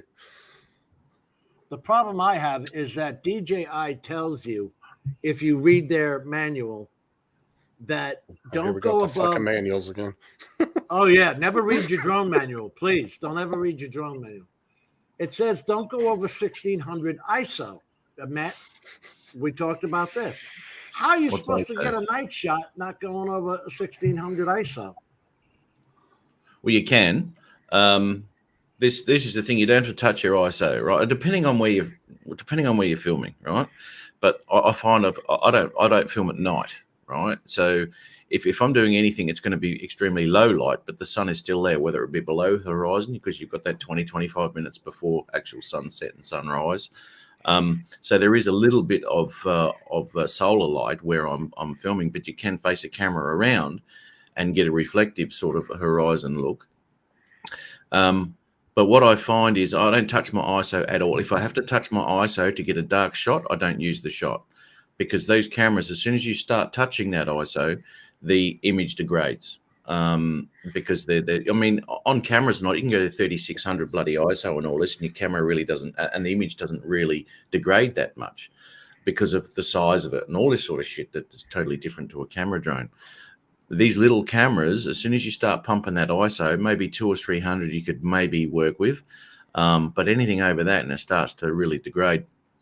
So if I can't get a shot with my aperture and shutter speeds where I need them, because that's the only way you're going to get a nice image out of it, then I don't use that footage at all. And anything that, I mean, pretty clear. What that's camera the same. are you using on this? Unlimited vertical, this is. That'd be a GoPro or something like that, wouldn't it? Yeah, because it's pretty damn clear. Oh, shut up. That was Matt. That was Matt's mad editing skills. He thought he was on his show for a second, trying to bring his soundboard in here. I want to also I've just done a render and I'm just checking out the colors on it. Sorry. Can you pop it on or no? Oh, or the color you don't want it? But it's my next video. It's my next secret video. Okay, so pop it on here. Maybe someone will say, "Oh, maybe I'll go watch that," instead of their normal. Oh, fuck it, it's only Matt's video. Yeah, no. So, Jim, to sort of trip your mind on where drones probably should go, especially minis.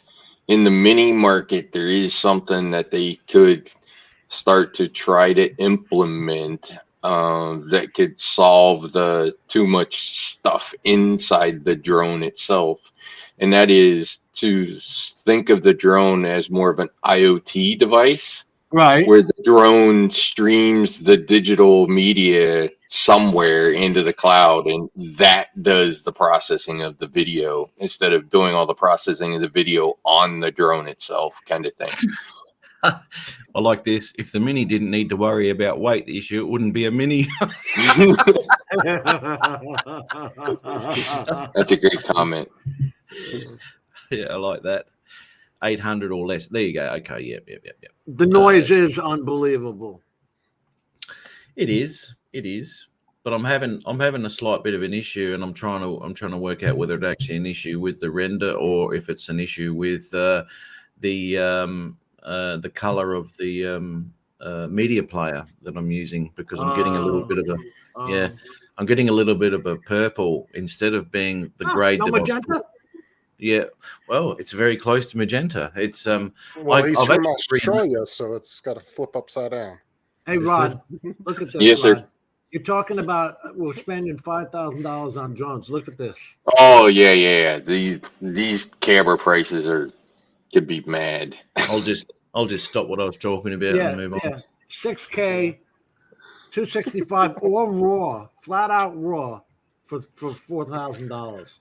Bring up the Black Magic 12K camera. I forget the price of that sucker, but it's just like their 4K camera is $1,200. Yeah.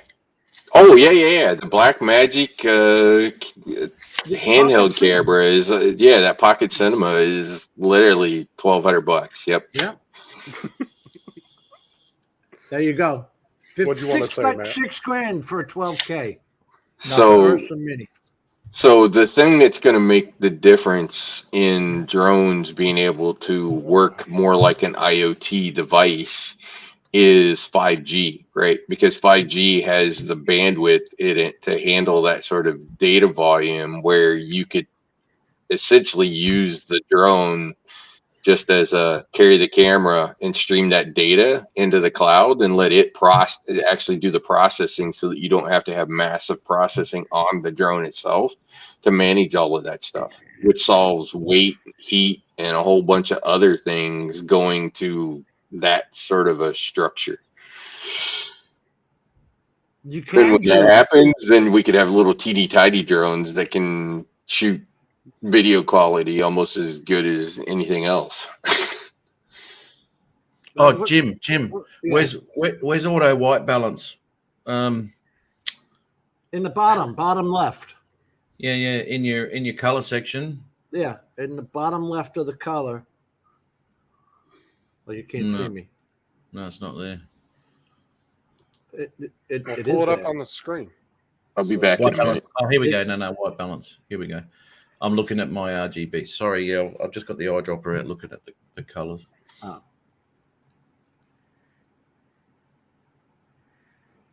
What if I was to white balance to that? This is with the M4, the M1, the new M1 chip on the Apples. They're saying it's 5 times faster. Matt, I expect an apology too, because I have never gotten your show taken down. All the shit you gave me about copyrights. Jim just slipped one in there, laughing his ass off. He is. I didn't even know. I had played that. Justin, somebody has to remember when I played that. I never had seen that clip in my life before you played it. But Matt, I played Sweaty Balls on my stream. What was funny is I went back and told Matt, I messaged Matt late. I think it was later that night, because I went to go back to rewatch it because I wanted to watch that part with Adrian.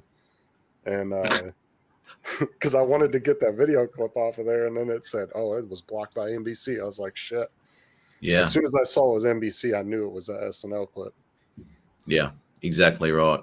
Oh, so if we go to watch it, it'll say blocked? By NBC, yeah. It will actually tell us who blocked it. Wow. Yeah. But that's this 4K camera and the 6K. They're less than DJI's cameras. Let's say if you were buying a DJI X5S, it's $2,400. Where both of these, the 6K and the 4K, are under $2,000. It's just crazy. It is absolutely crazy right now. Let me ask you something, Jim.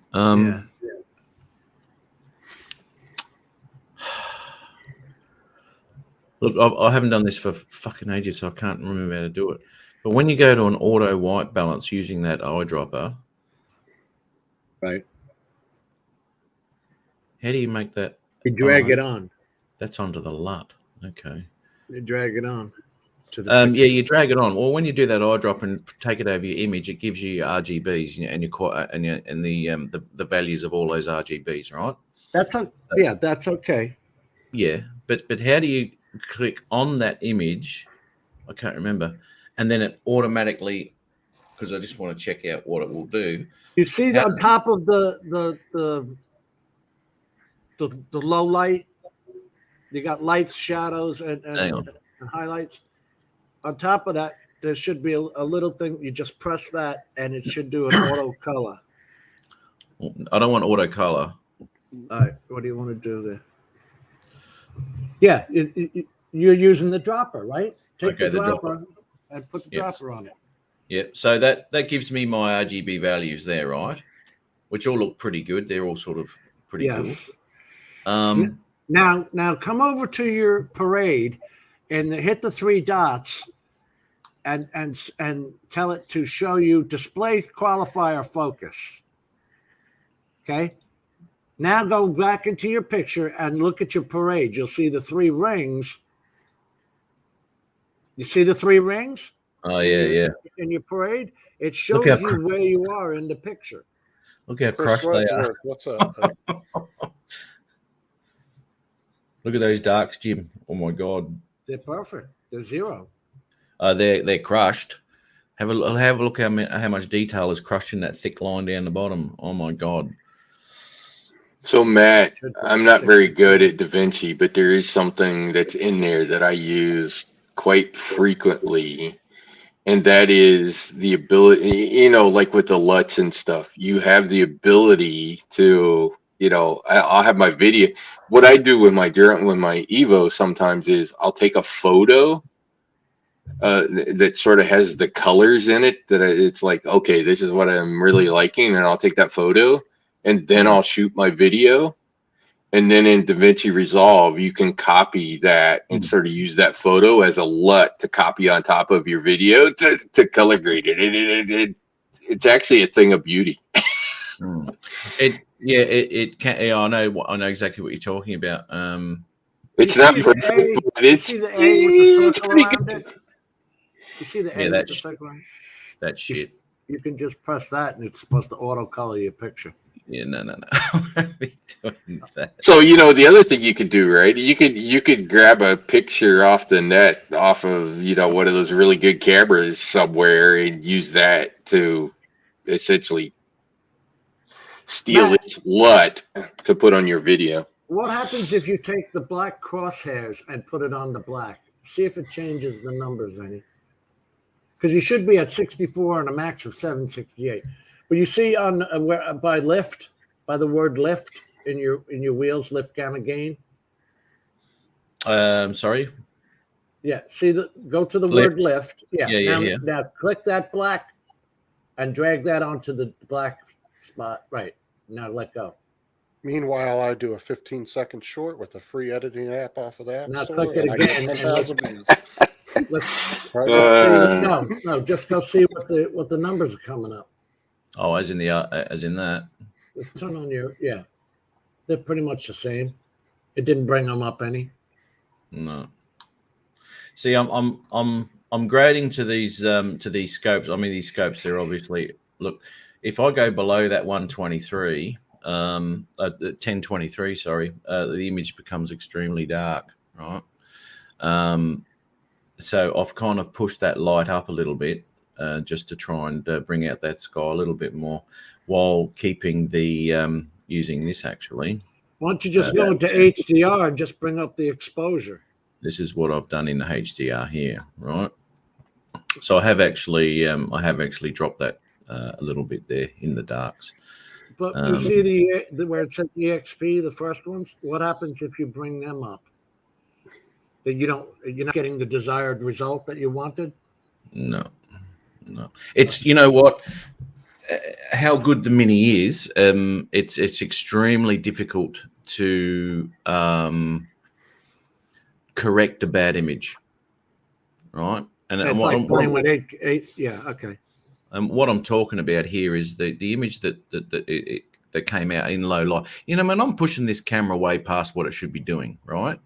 And I'm trying to fix what it can't do, right? Which is extremely difficult. So in here, trying to get a decent picture, I cannot push it as far as I can a log file, because once you start pushing it, it starts to break down real quick. And you've got to find a really fine point between where it looks a little bit better and completely stuff it. That's what the footage took. You want it to be there, but it can't go to here where you really want it. Otherwise, the picture just degrades. It's very difficult. But anyway, I'll work with that. And, Matt, along that lines, one of the things I've wondered about with like sensor technology, because obviously that right over my shoulder is everybody loves to photo that. And, in your apps, right, when you set contrast and saturation and everything else, it's across the whole sensor. And I've really wondered why, like just the section of the where the sun is, that, it could tone it down a little bit so you don't sort of blow it out, right? Because too many times you're sort of having to battle, which one am I going to have? Am I going to get decent color on this, or is the sun going to get blown out? And you kind of wonder why the sensors aren't quite smart enough to sort of, hey, this is a really bright area, let me tone it down, but not tone everything else down with it, kind of thing. Well, you know what? As you're right, everything comes into the sensor at the same time. It all depends on how you set that camera up, as to what you're telling that camera to look at. right? Yeah, but Now, the software's across the entire sensor, right? So, if I turn my contrast up, it's across the whole thing. And, I don't know. yeah. Well, you got to find those settings that work, right? So, as I said, I've set all my shit up on the 2 Pro exactly how I want it, and that's how I use it, right? But what I do find is if you don't set your camera correctly when it comes to your exposures, I've got lots and lots of footage where I haven't set the camera correctly and the image is crap, right? That's blown out and that's not. So if you can set that camera where you've got your equal exposures on everything you're looking for, and that comes into having to bring the drone down and put another ND on it. Because I've done that, I do that 10, 12, 15 times during one flight to try and get exactly what I need. And once you've set that camera correctly, that goes into post. It's so freaking easy. So easy. Just pop it in there and just look at it and go, oh, well, there you go. It's just a little bit of adjustment here and there and it's all done. So you don't have to worry about your overexposed parts at all. So, that's kind of what I'm talking about, right? So in post and DaVinci, right, you can go ahead and go, here, pick this, right? And only turn the saturation up or down or whatever, contrast up or down on that color kind of thing. And it really makes me wonder, why the hell don't the cameras do that coming off the camera so that you don't have to do that in post? Why aren't the cameras smart enough? Why is the software not smart enough? And you see where I come from, so you can kind of understand why I'm asking a software question about why those sensors aren't smarter. Stevie, what's up, man? Stevie, how are you, mate? If you can't get your settings right, just make sure you fly during the early. That's right, Al Diaz style. Yeah. It blows everything pure to hell. But what I'm talking about too is the shooting in 10-bit, right? Because you can obviously muck around with that a hell of a lot more. And that's what I'm saying. I'm coming across a lot of limitations with that Mini 2's footage that I just would normally just make some adjustments. And with using log files, I'll make those same adjustments just to put it into somewhere I can work with it. And it's crap the whole image out because it just can't handle the amount of movement that I want that image to do, So using log, and when you're dealing with a profile too, just a normal profile with any camera, it's already colored it for you, so you're just correcting whatever you need. And we're talking 8-bit. So, to try and push anything past much of a limit, well, it does limit you. It does limit you a hell of a lot because I get a lot of pixelations, a lot of color bleeds and all sorts of shit when I'm talking 8-bit, whereas I can push it like a mother in 10-bit. Indeed. I'd like to have 12. That'd be nice. I think this is where I like my IoT sort of mindset with drones, where you just stream it to the cloud and AI massages the video for you. And then, then you do your sort of post editing after that. But did you have something in mind? That's like a software as a service. I mean, right. No. It's no different than.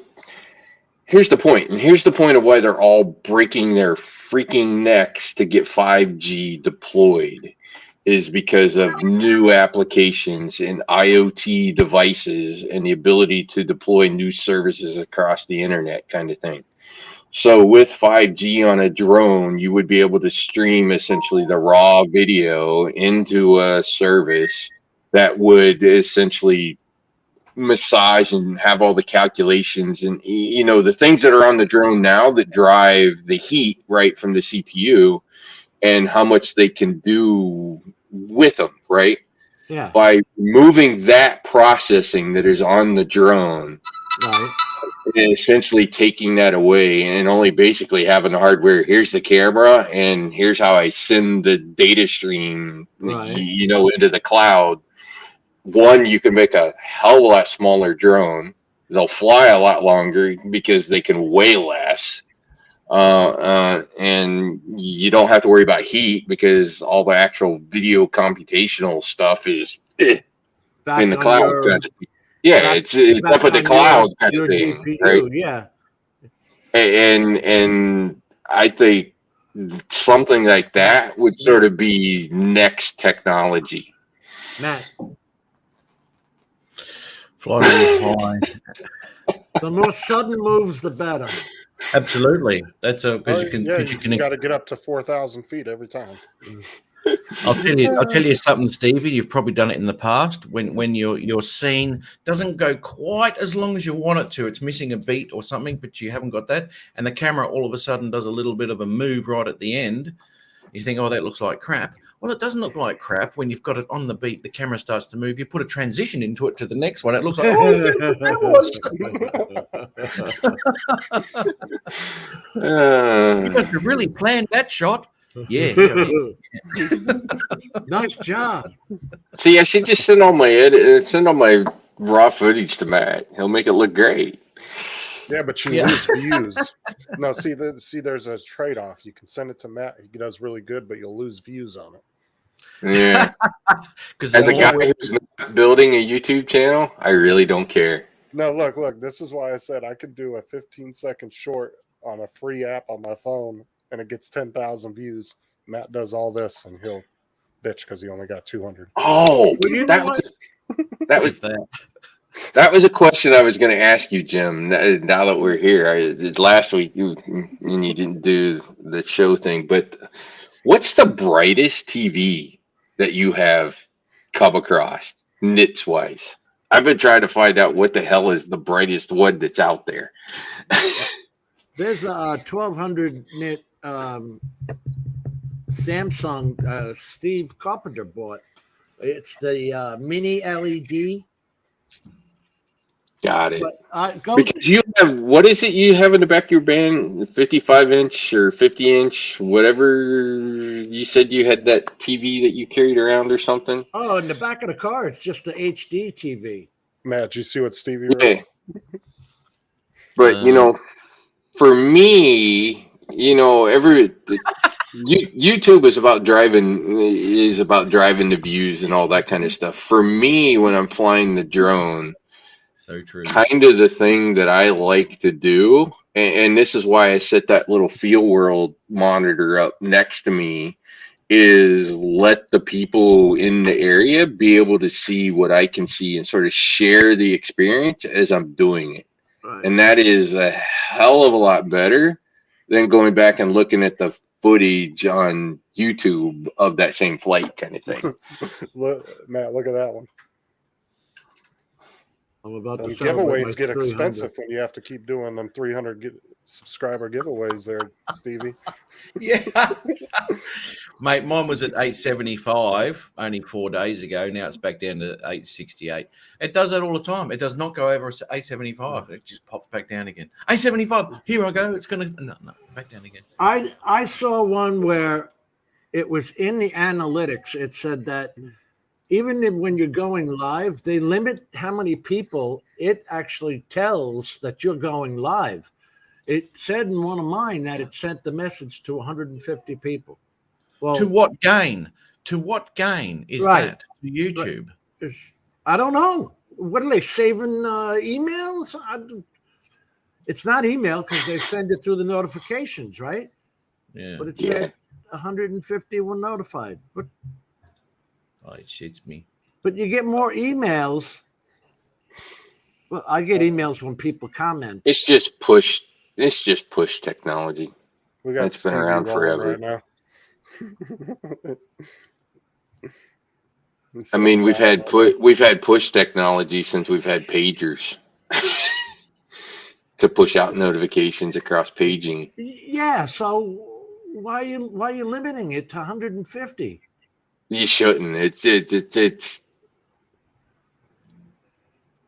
I don't know. Half the time, me and Matt aren't even subscribed to each other. We got to keep going. I'll just say I can send one email to 130,000 people at the same time, and it'll get there. So I don't know why you couldn't send notifications to a couple of thousand. That's like I was saying, the other day when I was talking to you on the phone, Jim. Andrew over on Canadian Drone Hub. Yeah, he showed us one day on a live. He'll subscribe to Roger, and 10 minutes later, YouTube will unsubscribe him. But the amount of interaction they have between each other's channels YouTube shouldn't be doing that because they're clearly supporting each other a lot, but yet it keeps unsubscribing them.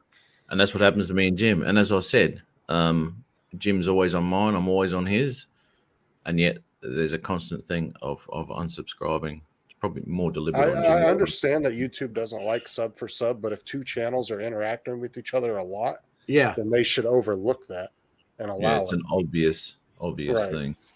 If it's now, okay, how about it sees that we're watching each other's videos or we're interacting, at least send the notifications to the people that do normally interact with your channel.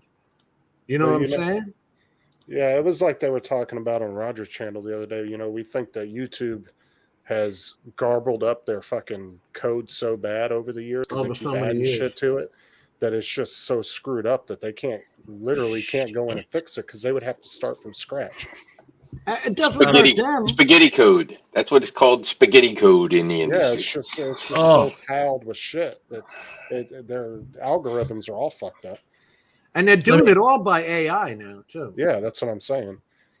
I just got a quick question because I've just come across something here, right? So I took some pano shots with the two yesterday. So it doesn't automatically stitch them together and put them in your JPEGs, eh?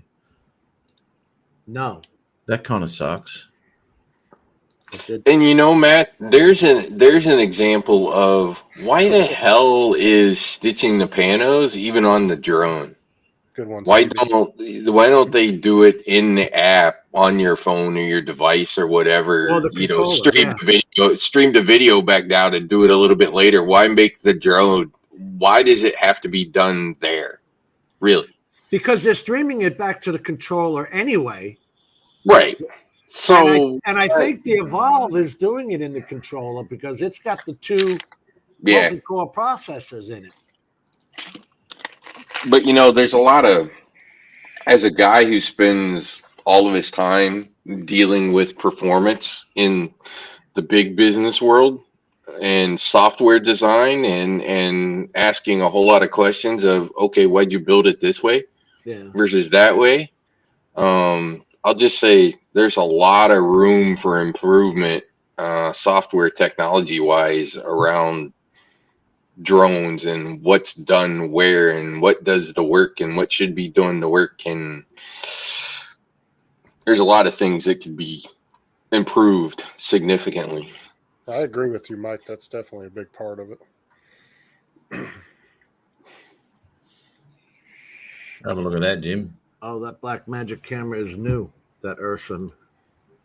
Yeah, this is what I was talking about, getting everything exposure, and it's very difficult with a camera with an aperture. But anyway, see, the sun hasn't popped up yet. That's pretty dark down there, and I haven't touched this image in post at all. Right, so that's just what came off the camera. But setting the camera up correctly to start with makes everything so much easier. So that's just about as how much light was on the ground. And I could get that detail as well as the sky there without blowing that out, which I found really quite cool for a Mini 2. It wasn't bad at all. I had to get back into the old idea of using shutter to get your exposure because I'm looking for aperture all the time going, oh, this sucks. But Matt, this goes back to my point, right? The way that cameras have been done, settings have been applied to the entire picture. Why is that the case?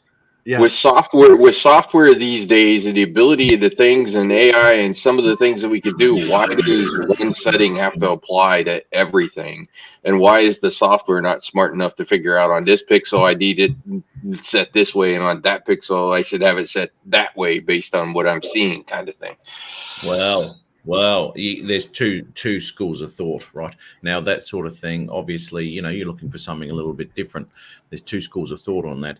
It's like you'll get your purists who want to do all the work. It's just like having an 18-speed Road Ranger where you've got to know how to double clutch. You've got to know your RPMs. And then you've got your truck driver who wants an automatic, right? So yeah, no doubt. Yeah, no doubt. It's the same thing in the audio world, right? Yeah. I have Macintosh Laboratories, but I have their new stuff, which is all digital. But one of the things that Macintosh Laboratories is 100% known for in the audio world is the fact they still make tube amplifiers And there are purists of the audio world that say that will absolutely go, that is the best, better than any digital device in the audio world. So, Stevie, get up on here and give your opinion on this stuff. Very true, Steve. And what are you using? Are you using Adobe or are you using DaVinci? I tell you what, Jim, when I used the CPL filter, it was Concept, KFC Concept. What the hell were they? It turned all my footage magenta. And oh man, I had been out there with 2.5 hours worth of shooting. Which footage was that, mate? We haven't seen that. What went into that? Shut up. So, Jim, in the software world, sort of around this discussion of where the processing's being done kind of thing, you know, one of the big technology changes that is very apparent with the cloud is look at something like xCloud, right? Right. So the games are running, but where are the games running? The games are running in the cloud. You're just streaming that data back to the device. So, you know, in the case of like a mini drone, why does all that processing need to be on the drone? Why can't we just stream it the other direction, right? And use the processing power in the cloud to make the video look great to begin with. Do I use CPL? I used to use CPL all the time on the Mavic Pro, the original Pro. I haven't used the CPL on the 2 Pro. There are a lot of benefits to it, absolutely. You know, I used to find the benefits with the Pro camera, that's for sure. Haven't really sort of needed it on the 2 Pro, although it would benefit anything you put it on, depending on what you're shooting. But I didn't have any NDs on this Mini. Oh, those things are fiddly to put on and off. He's got an ND filter with it. I've got to have a look what it is. Maybe it's a 4, an 8, maybe. But my God, are they fiddly? And how you put it on there without putting your fingers on the lens, it's got me beat. So there's a technique to all of them, just like putting the gimbal cover on a Mavic 1 or a 2. There's a technique to do it so easily, but to find that technique is a pain in the ass. Matt, what is Chris talking about? Browning 2 sticks. Browning to stick matte. Browning to stick matte. What were we talking about? I don't know. I didn't know what he meant by that. I thought it was an inside joke. Browning to stick matte. Look, you know what? On these live shows and everything, we might say something that's pertinent to someone and they know everything about it or whatever. They'll say something, but we've moved on. And by the time a question comes up, what were we talking about before? What does that mean? The only browning I know is a rifle. Have to work. The actual, the Mavic 2 Pro, the actual flat is -300. And that's what Paul old school Lemming. trucks. Yeah. Oh, the Browning 2 stick? Sorry, I was thinking that trucks wasn't in my head. Now I know what he's talking about. I was thinking, how do you brown a stick? Why are you browning that? I thought it was put it in sick fucking Australian inside joke or something. You don't have to double clutch anymore, do you? It's all automatic now. Yeah, 90% on the road's automatic, which it's fantastic because there's only so many gears you want to change in your life. Yeah. And although it was good to get back into an old school not long ago, and have an 18-speed Road Ranger. It's the difference between being behind a horse in a trotting track and actually being on the horse. But the thing with an automatic like that in the computer systems, they can keep those engines in the ideal RPM range, right, to help with mileage. Jesus, and get better mileage out of the exact same device. So anyways, Jim and Matt, one of the things that's coming and the offering is there. Ultimately, I think your PC that you have as a PC will disappear. You won't have one. We currently have an offering now where you can essentially have your own PC in the cloud. So eventually the cloud will replace a good chunk of the hardware that's local. Your local things will be display devices more than anything. Wow. The actual processing is all going to happen up in the cloud. That shit's so scary. Is just going to go away. I'm telling you, it's going to go away. That's a privacy nightmare. No, it's actually a better situation, and I can tell you why. You know, some people may go, "Oh yeah, it's a privacy nightmare," but you know, things running in the cloud are protected by more advanced hardware, network security, AI technology than anything local. Justin, let me just lay down here for a minute, and we'll talk about your childhood. Yeah, really, it's been a.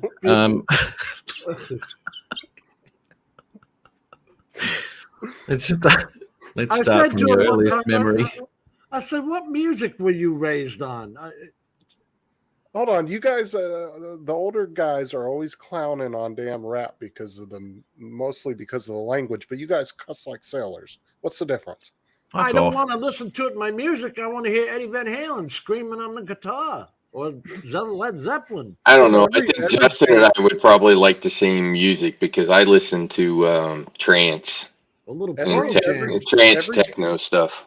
Well, every generation thinks their music was better than the previous generation. No, I don't think it was better. It is better. They actually play musical instruments. They actually know how to play musical instruments rather than spitting into the mic. Do you know what? Oh my God! Go ahead, Matt.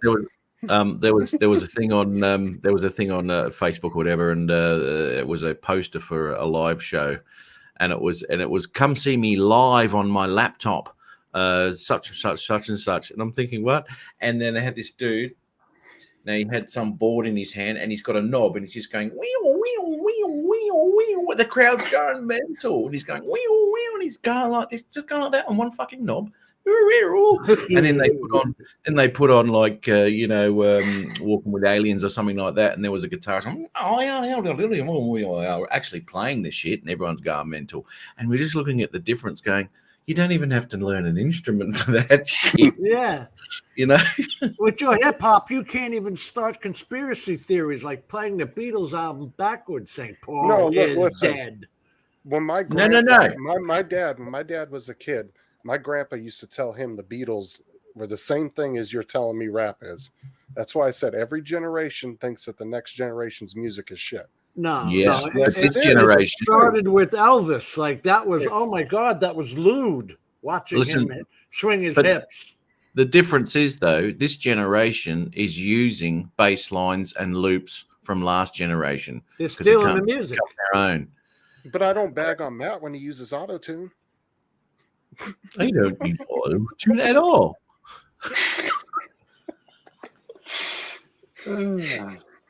I've really got a voice, right, that sounds like it's an alto.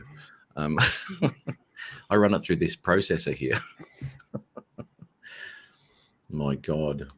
Yeah, but it is true, though. Every generation grows up on their own music, and that's what they like. And a lot of times they'll bag on the next gen. I think that today's hip hop is shit compared to the hip hop I grew up on in the 90s. Jim calls it hip hop. You're willing to admit that?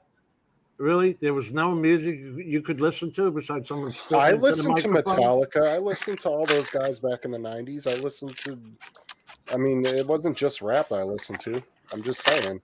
Every generation grows up on a specific set of music. They think that that's the best music ever. Uh-oh. Anyways. Hey, Jim, I need to go.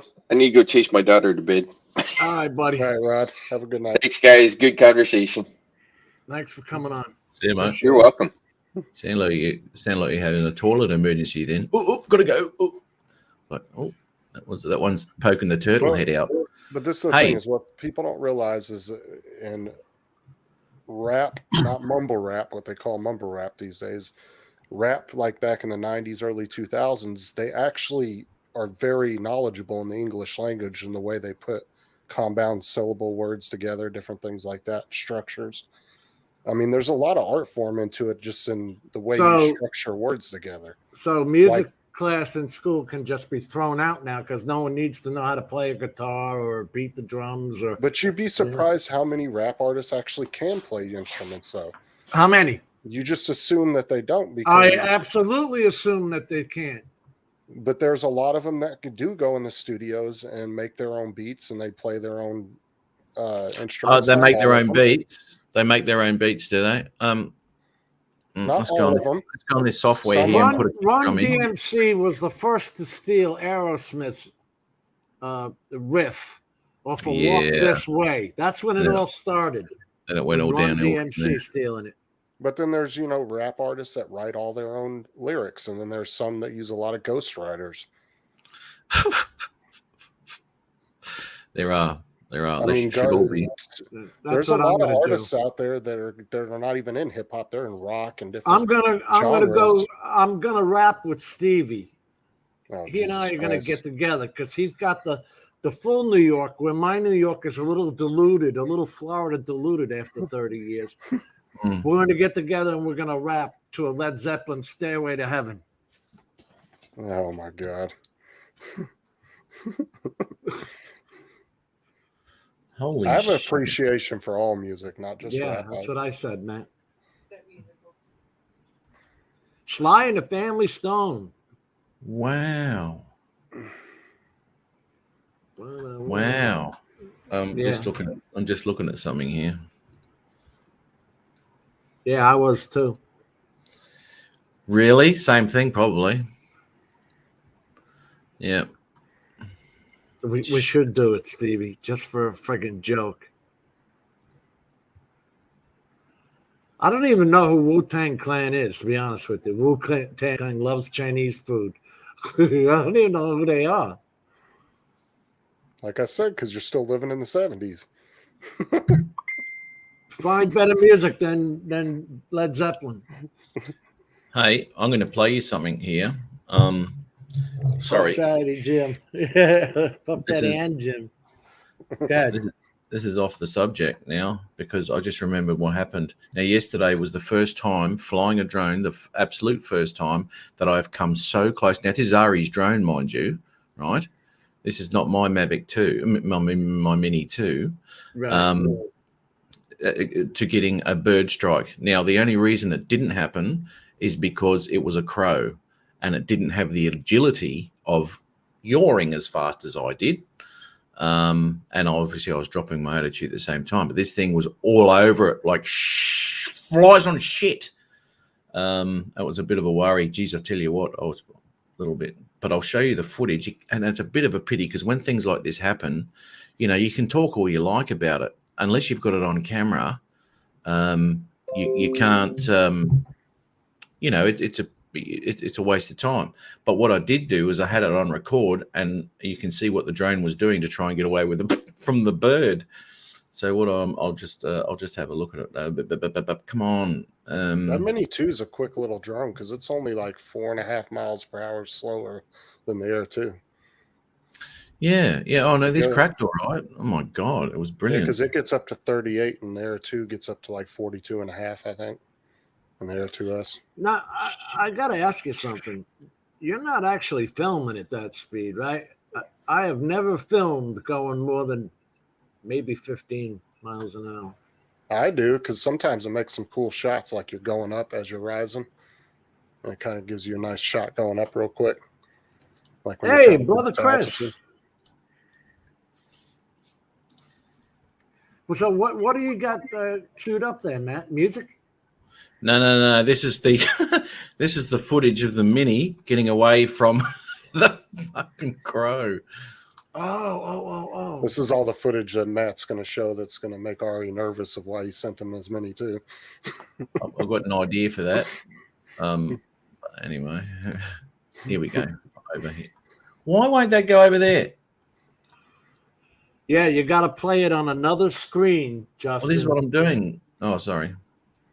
you got to put it on another screen, or if I don't, it throws me out. If I make a mistake and try and play it on the same screen as StreamYards, it'll actually throw me out of Chris, what's up, man? Fuck's sake. Oh, you know what I found out about the emoji that Capture Life Stevie's using? Stevie. Yeah. It's actually not praying hands. It's supposed to be high-fiving. But everybody uses it as praying hands. What does it say? I've never used it. What does let me like somebody had a thing from Apple the other day, like off their website or something, that actually explained the emoji or something. I ran across a little short video on TikTok and they were talking about it. Some of the emojis are weird. There's one like there's two hands with stars in between it. What the hell is that supposed to be? You ever seen that one? Yeah. Well, if anybody ever sends you the eggplant, Jim, no, they're talking about getting the D. Well, I don't understand what you just said. The eggplant, everybody has now used that as a reference to a dick. Eggplant used to be a Molignon, an Italian. We used to call them eggplants. No, man, you guys got to get your slang together too. Look, if a woman sends you a text and it says, "I want the," and it's an eggplant, she says, "I want the dick." Okay, I got to get you updated on all the new slang. Yeah, because I wouldn't know what she was talking about. I'd say, "Sorry, honey, I don't cook." If somebody says no cap, it means you're not lying. Like, no cat? No cap. What does that mean? It means like, are you for real or you're not lying? And cap. They say no cap? C-A-P? Yeah, no cap. C-A-P, yeah. What's that stand for? I just told you. No, but where do words no cap come from? I don't know. Just slang that somebody started and it caught on. Where does slang really ever come from? Nobody ever really knows who started it. So CAP is not an acronym at all or anything. It's just CAP. It says it doesn't stand for anything. So anyway, this is no cap, right? There's no cap on the lens. No, free gimbal. Gimbal overload. Okay, so anyway, this is really low light too. So as you can see, those lights are so it doesn't do too bad. Bob, damn! I told her I didn't like eggplants the other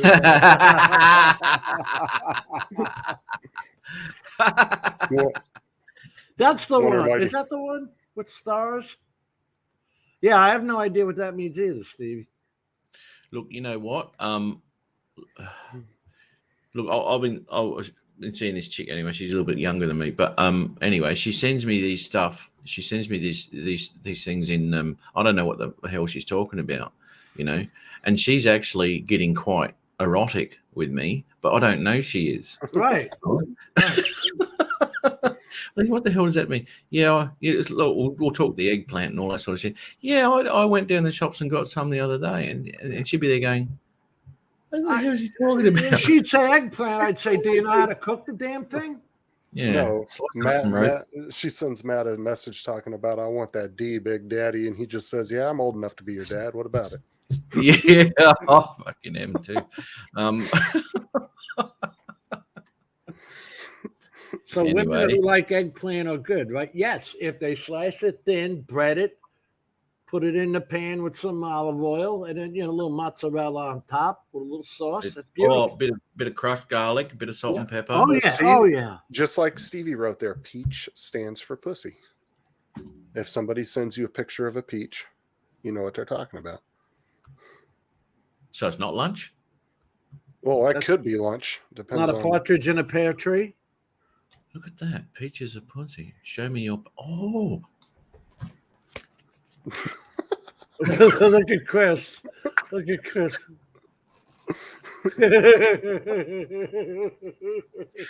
That is a circle. Is that what it means? That's a circle. This is where it goes. Oh, That was on time, Chris. Well done. And Wonder how many- Little Parmesan, yep. Little Parmesan. Wonder how many You- hookups Matt done fucked up because he didn't understand the text messaging. Plenty. I'm telling you now. Yeah. You know, I don't know all this shit. Wouldn't have a clue. And I don't know. And what is it? And chicks don't like talking on the phones these days either. They won't answer their phone. They'll send you a million text messages, and when you don't understand something, you ring them. They don't answer. Yeah. I don't answer the phone. Like I'm not home. You were just texting me. Well, Yeah, you know, 2 some of seconds ago. some of these texting acronyms they've actually added to the dictionaries now Yeah, because they're so widely used by people that they've actually turned them into a word in the dictionary. I'm Me gonna have too, to look at Bob. these. I didn't know any of this shit. Eggplant used to be a moulignon, right? Well, If it's when an I grew up. If you see an upside down pineapple on somebody's, window, or they send that to you, that means they want to be swingers with you. Now, how would I get that from a pineapple? Because that's the international symbol for swingers, is an upside down pineapple. I just watched a guy the other day. His parents were going on a 4-month-long camping trip with their RV, and he went back and put on their back window an upside down pineapple, and he was like, let's see how much fun they have while they're gone. What happened to actual swingers clubs? There used to be swingers clubs. Giant pineapple.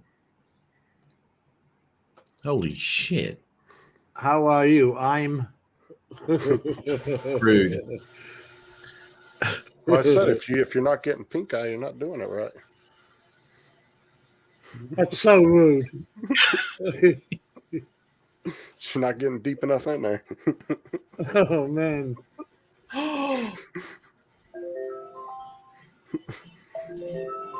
Your phone's ringing, mate. It's not me. I got. Okay. What? Right. I got a text message from her, Right. and it was the squirty water thing, right? So it had three squirty water type droplets, Was this and it had okay. And what else did it have, Matt? not beads, squirty water, and it had the eggplant next to it. That means she pretty much is saying she wants you, the D, to make her wet. Or it could stand for squirting. Or how about shooting on the D? Is she shooting? Is she a squirter? I got to How go. did you get to this crap? What'd you do? Go buy a book? No, I'm just not fucking 70 years old. Well, okay. Oh, You come up with all these TikTok things. So you sit there all day going through TikTok like this, looking for these things? here we go. Stevie's got it right. That's the peach in the water. That's the little squirty thing she sent me. Yeah, that's right. She's And- talking dirty to you in a code. Wow. You actually got that right there, Matt? No, I didn't. I had That's the make the pussy wet is what that stands for. yeah. Well, I had the eggplant.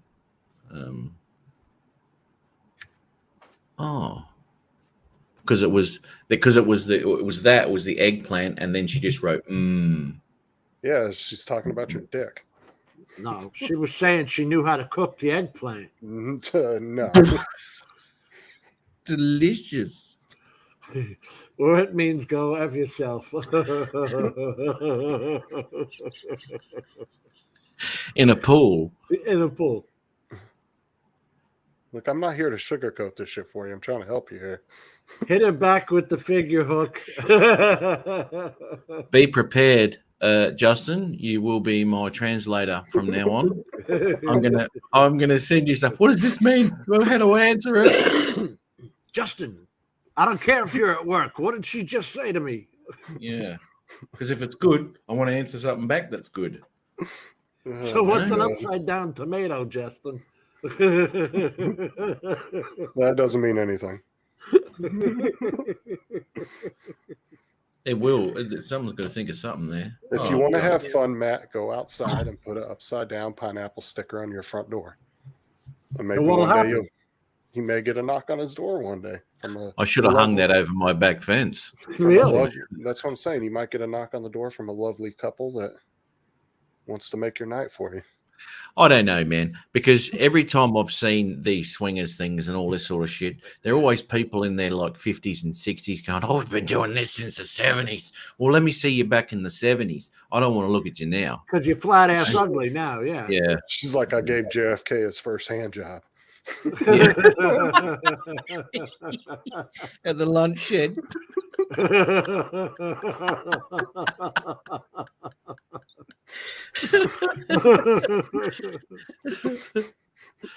FPV goggles and the finger hook action. What's that? Robert Glazier said, "Tell us more." Yeah. Because you're taking us to school here. You know, we're ordinary people. When I see a gun, it means a gun. What was this FPV goggles and the finger hook action? What, I don't even know what the last bit of that means. And the finger hook action. What have they got to do? I don't know. He said that before. How do you, he said like this before. He said, hit her with the finger hook. Figure hook. That's how you get them to. That's how you get them to go every time, like a damn sprinkler. Well, that got to get that finger hook action going. Try that on your wife. Let us know how that works. I'm not even gonna say anything. Is she standing there? No, but I'm not gonna out something on YouTube. Just leave it at that. You don't want to come out on YouTube, mate. It's okay, mate. We're all friends here. We understand. You're a flamer. Let's just say we've had another woman in the bed. I'll leave it at that. Was she ugly? Well, no, you can't leave it at that. No. You can't say that. I got another woman in the bed and leave it. She wasn't the maid, was she? Yeah. No. Did you have to pay her? No. Did you have a pineapple on the front door? Did you pick her up from the titty club? It was somebody I worked with, and she came home with us one night. You worked it all right. About 30 different times. You got pissed off when she hung out with your wife and wouldn't touch you, though, didn't you? A tip. No, I sat in the corner and watched. Sat in the corner. That's what? That's how that pervert shit starts, right there. It would have. I don't feel so bad looking over the back fence now, to be honest. That was, you were clean. That was nothing compared to Justin. You know what though? I'll tell you now. A few years ago now, but I had this girlfriend, and she used to. I couldn't be bothered going to nightclubs. It just used to give me the shits. Anyway, and this happened quite frequently. She'd ring me at like 1 or 2 in the morning, and she'd say, "I've got a friend over. Come over." Right? Yeah. So, oh my God, they used to happen all the time. Well, not all the time, just every day. Just Fridays. Just Friday nights. That was fun. Over there, it's just another guy. Yeah, watch YouTube. No. When I see, if any of you out there have not done that and you ever get the opportunity, please do. It's a one in a lifetime experience. I'll just say that. Yeah, look, you know what? That was fun times when it was going on. That's for sure. I wouldn't trade that for my anything, really. It was always a guy friend. Good on you, Chris. What was his name? Well, and she was always the one in the corner. Like, actually, I have got to stick up for Matt because he has shown me pictures. So, you know, like, because I'll tell Matt right off. No, it didn't happen. No photo, it didn't happen. The man shows me pictures to back it up. So, I've seen the sick shit he has on his. Yeah, he's got Adrian's video, the neighbor video. I'm sure. Okay. It doesn't surprise me. That's not what we're talking about. I'm talking about the shit that comes to his house. Yeah, that's the one that rocks up and says, "I'll be here till the morning." I've got nothing going on, so I'm coming over to rock your world. And she's not bad looking. I'll tell you that right now. It's when he lets his hair down. Put my lippy on. Looks like Kiss from damn band. Looks like Kiss from the 70s. You don't even know what their names are, do you? And we considered Kiss a faggot band in those days. Julie. That's right. Used to do threesomes all the time. Really? Yeah, dude. Brilliant. Brilliant! There's nothing like it. You just... Hey, I give it to you, Jim. We went 2 hours before the show went to shit. Did it make it to 2? Yeah, we right at around 2 hours is when Rod left, and then where the hell are we now? The conversation just went to shit. We're at 2 hours and 30 minutes. Well, 30. We go way too long. Well, you know what? See, it all depends on who's on the panels, where the conversation goes. Yeah. And once Jim, obviously, it was 2 hours of boring shit today, and now we're getting into the good stuff. Yeah. So, this video that you put up 20 minutes ago, what is it? Well, I explained it to you. This Alzheimer's really kicking in. That was an hour ago, so can you re-explain it? Okay, I can. Anyway, this is what shits me, because the bird is not in the footage. And I've got this little tiny thing up there going, take some footage. And this freaking big crows after it, right?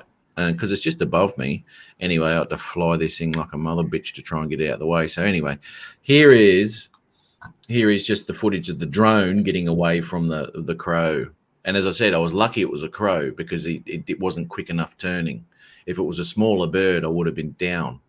And, first flight out with Ari's drone would be my luck, And then it would be Matt's drone. He was hot on your ass, though, trying to take it down or whatever? I was fucking hot on it, dude. I was flying it. I just took some where were we? There might have been this one. Oh, that's having to think about it, isn't it? Yeah, I hate that.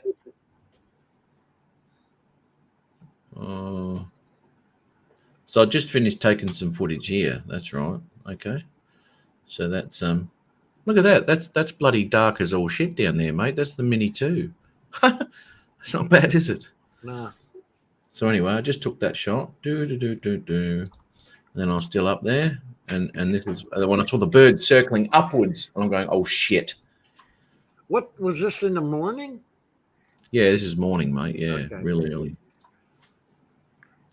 So I saw the bird, and I thought, oh, here we go. So I piss off. I start to go. Then it's after me. So I'm getting trying to shake it. Yeah, man. Let me confuse the bird. Oh, fuck yeah, I was too. This bird's going like this. And it's still after me here, the mongrel. You son of a bitch. So there you go. I thought, oh, getting on the ground. Hey, Matt, did you know you can go in the settings and set the yaw and all that to the speed you want? Yeah, it's been there for 5-6 years. Well, I don't know, because he uses everything he uses on the Go 4 app. I didn't know if you could do that on there or not. Yeah. Yeah. Oh, well, I don't know about this app. I didn't go into that because the drone was behaving how I like to fly. So I didn't change anything. Whether you can or not, I don't know. Yeah, you can. You can change the gimbal speed too. Mine's down at 13. Well, I was only telling him because he just now started flying something on the Fly app. That's why I was telling him. Yeah, Chris, that's the old nice location. Yeah, it is. I was looking. That's called motion blur. It's cinematic.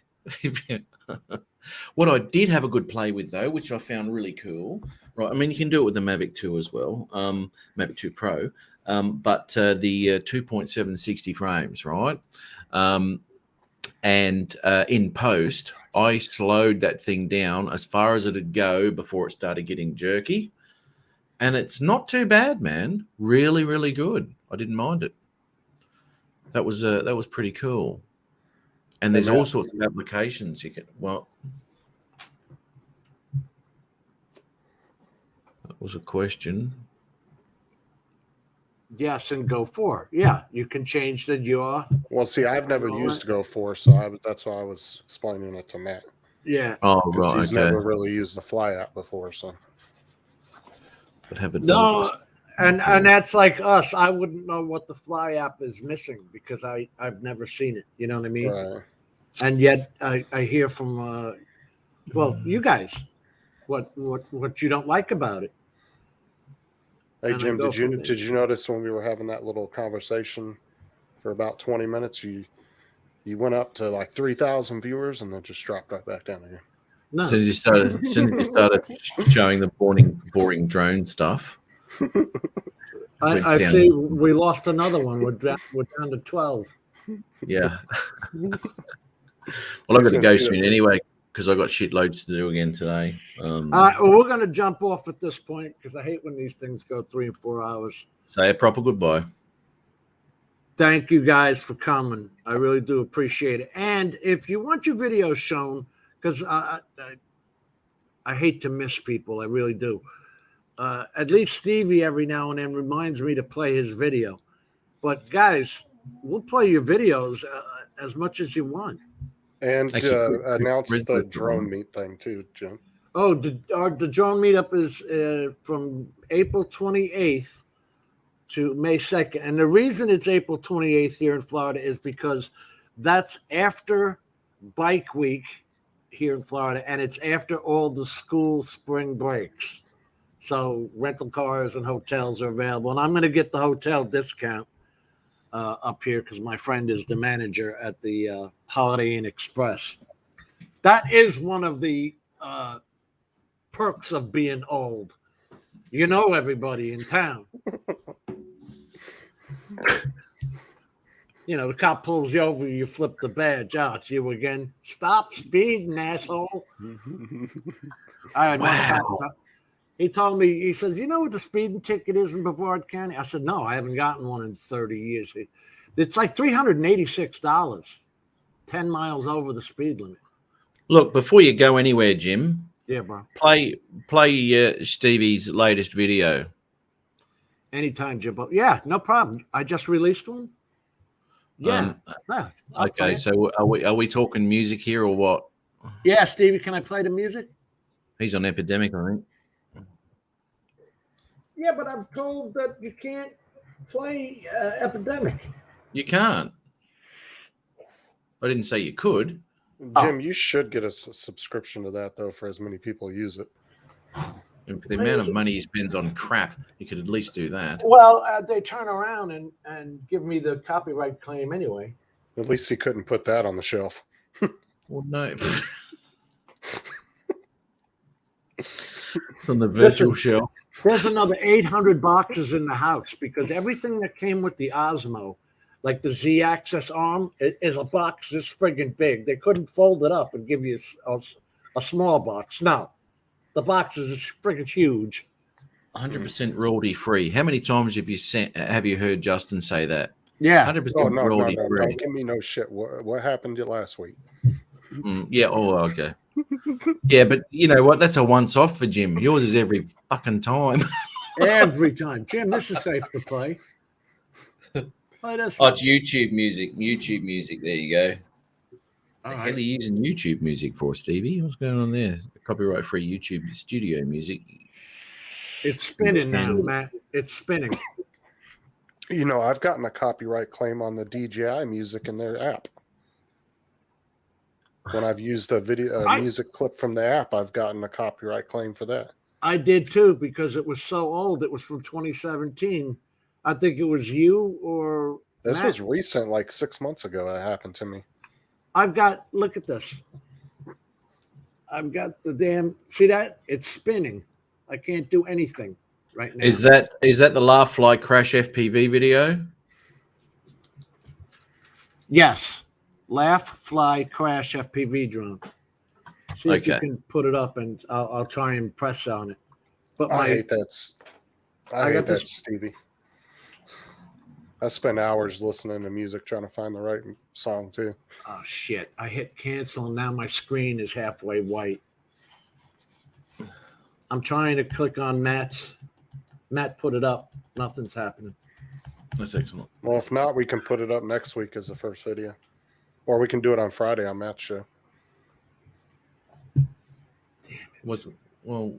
What Look because what I got. His, this is his what I got. computer's froze up. I got a white screen, and that's it. He can't share anything. I His can't computer do froze. anything. I can't do anything. You've had a shutdown somewhere along the line. It's sitting there blue spinning.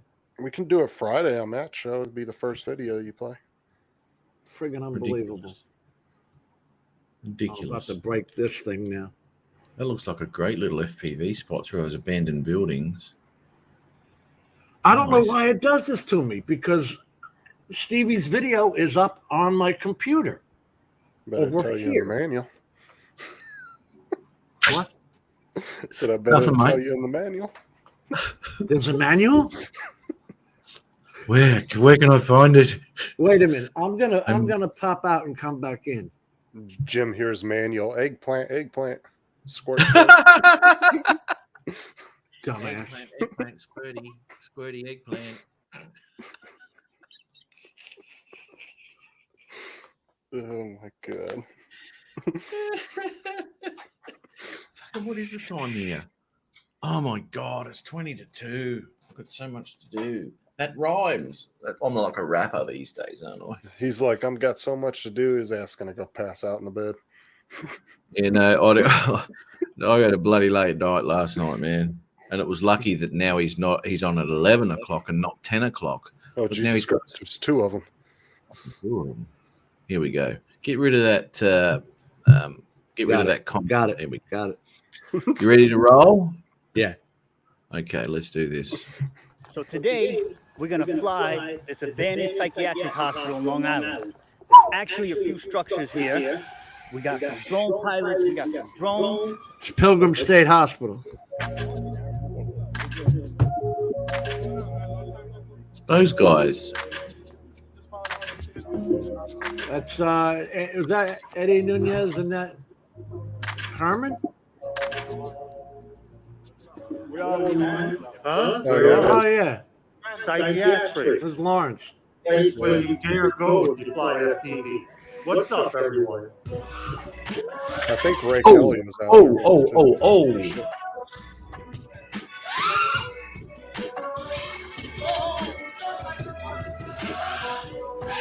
What? Oh shit.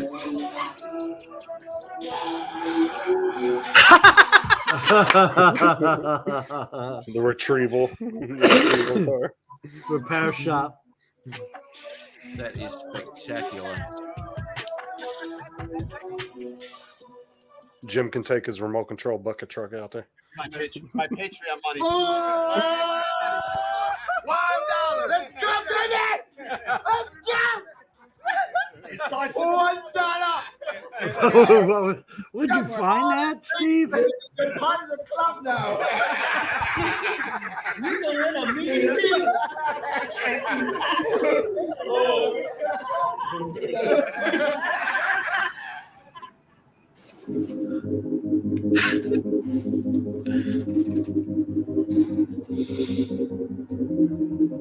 This is a fact. I spend hours finding good tracks. It's true. Sometimes I can find it in 2 minutes, and sometimes I'll give up and I'll start the next day. Yeah. I'm not kidding you. Yeah, sometimes that'll take up most of your time with a video. Yeah.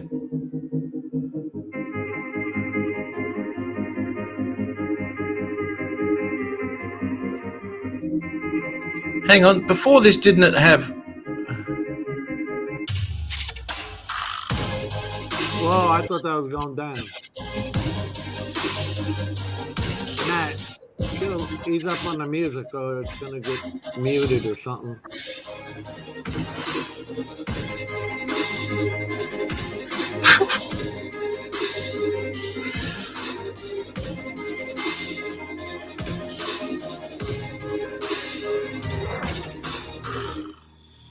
Now you got to remember, there were hundreds of these buildings full of patients, psychiatric patients.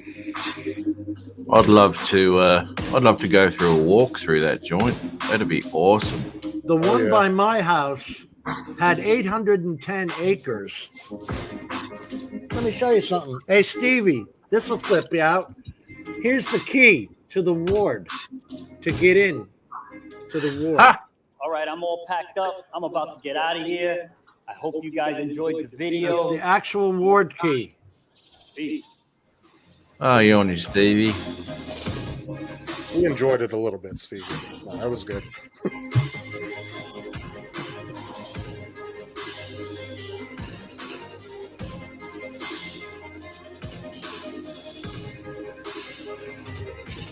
Where'd you find the key? Was it just stuck in the door, Jim, and you just I took worked it? there. I worked there in 1973. You stole the key to get out. Just steal the key. Hey, I got to show you this. This is Bob Casey's, but the point of it is, and I'm going to get screwed for this, I know, but listen to the music. It's dead on to the fall colors. This Bob's, is it? Yeah. Somebody starts singing, and he's talking about bottle up inside, heading for a collision in the night. Have your stuff now. Yeah, I'm screwed. Breathe in, breathe out. Hey, come alive. JDS, how are you, mate? I'm Stud Muffin here. The colors,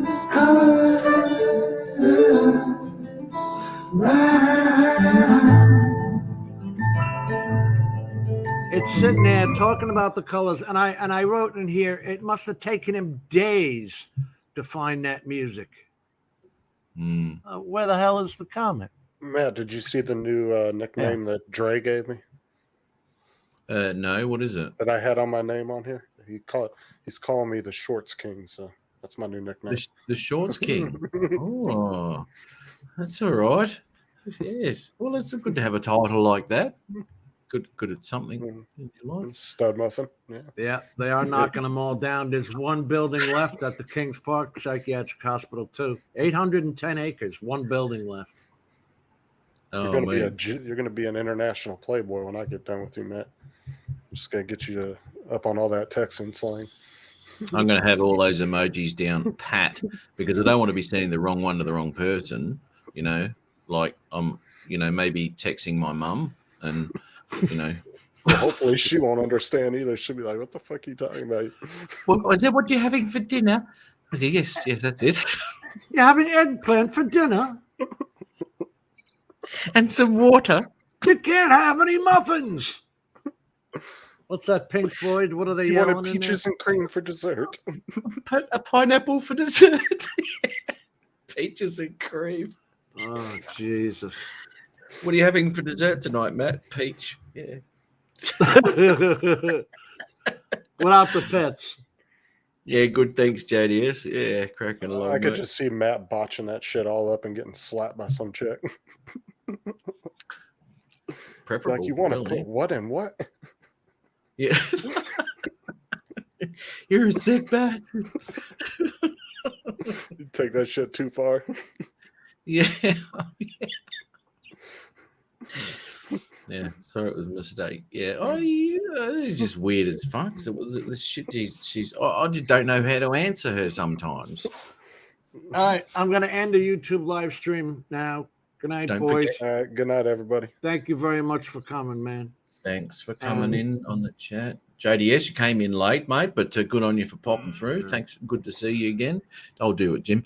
We'll play any video of yours we want. That's what it's really all about. It's Jim, remember, Matt's on at 6 on Friday, not 7. What? Remember the time change? Because you've changed your... So you're killing me. You are killing me with these time changes. Oh, my God. Have you already forgotten? I'm not changing the time. You are. Well, get with us, man. Well, I will. Okay. So in retrospect, right, if I was to stay at 8 p.m. your time, I would now be going on at 11 a.m. doing a half-hour live stream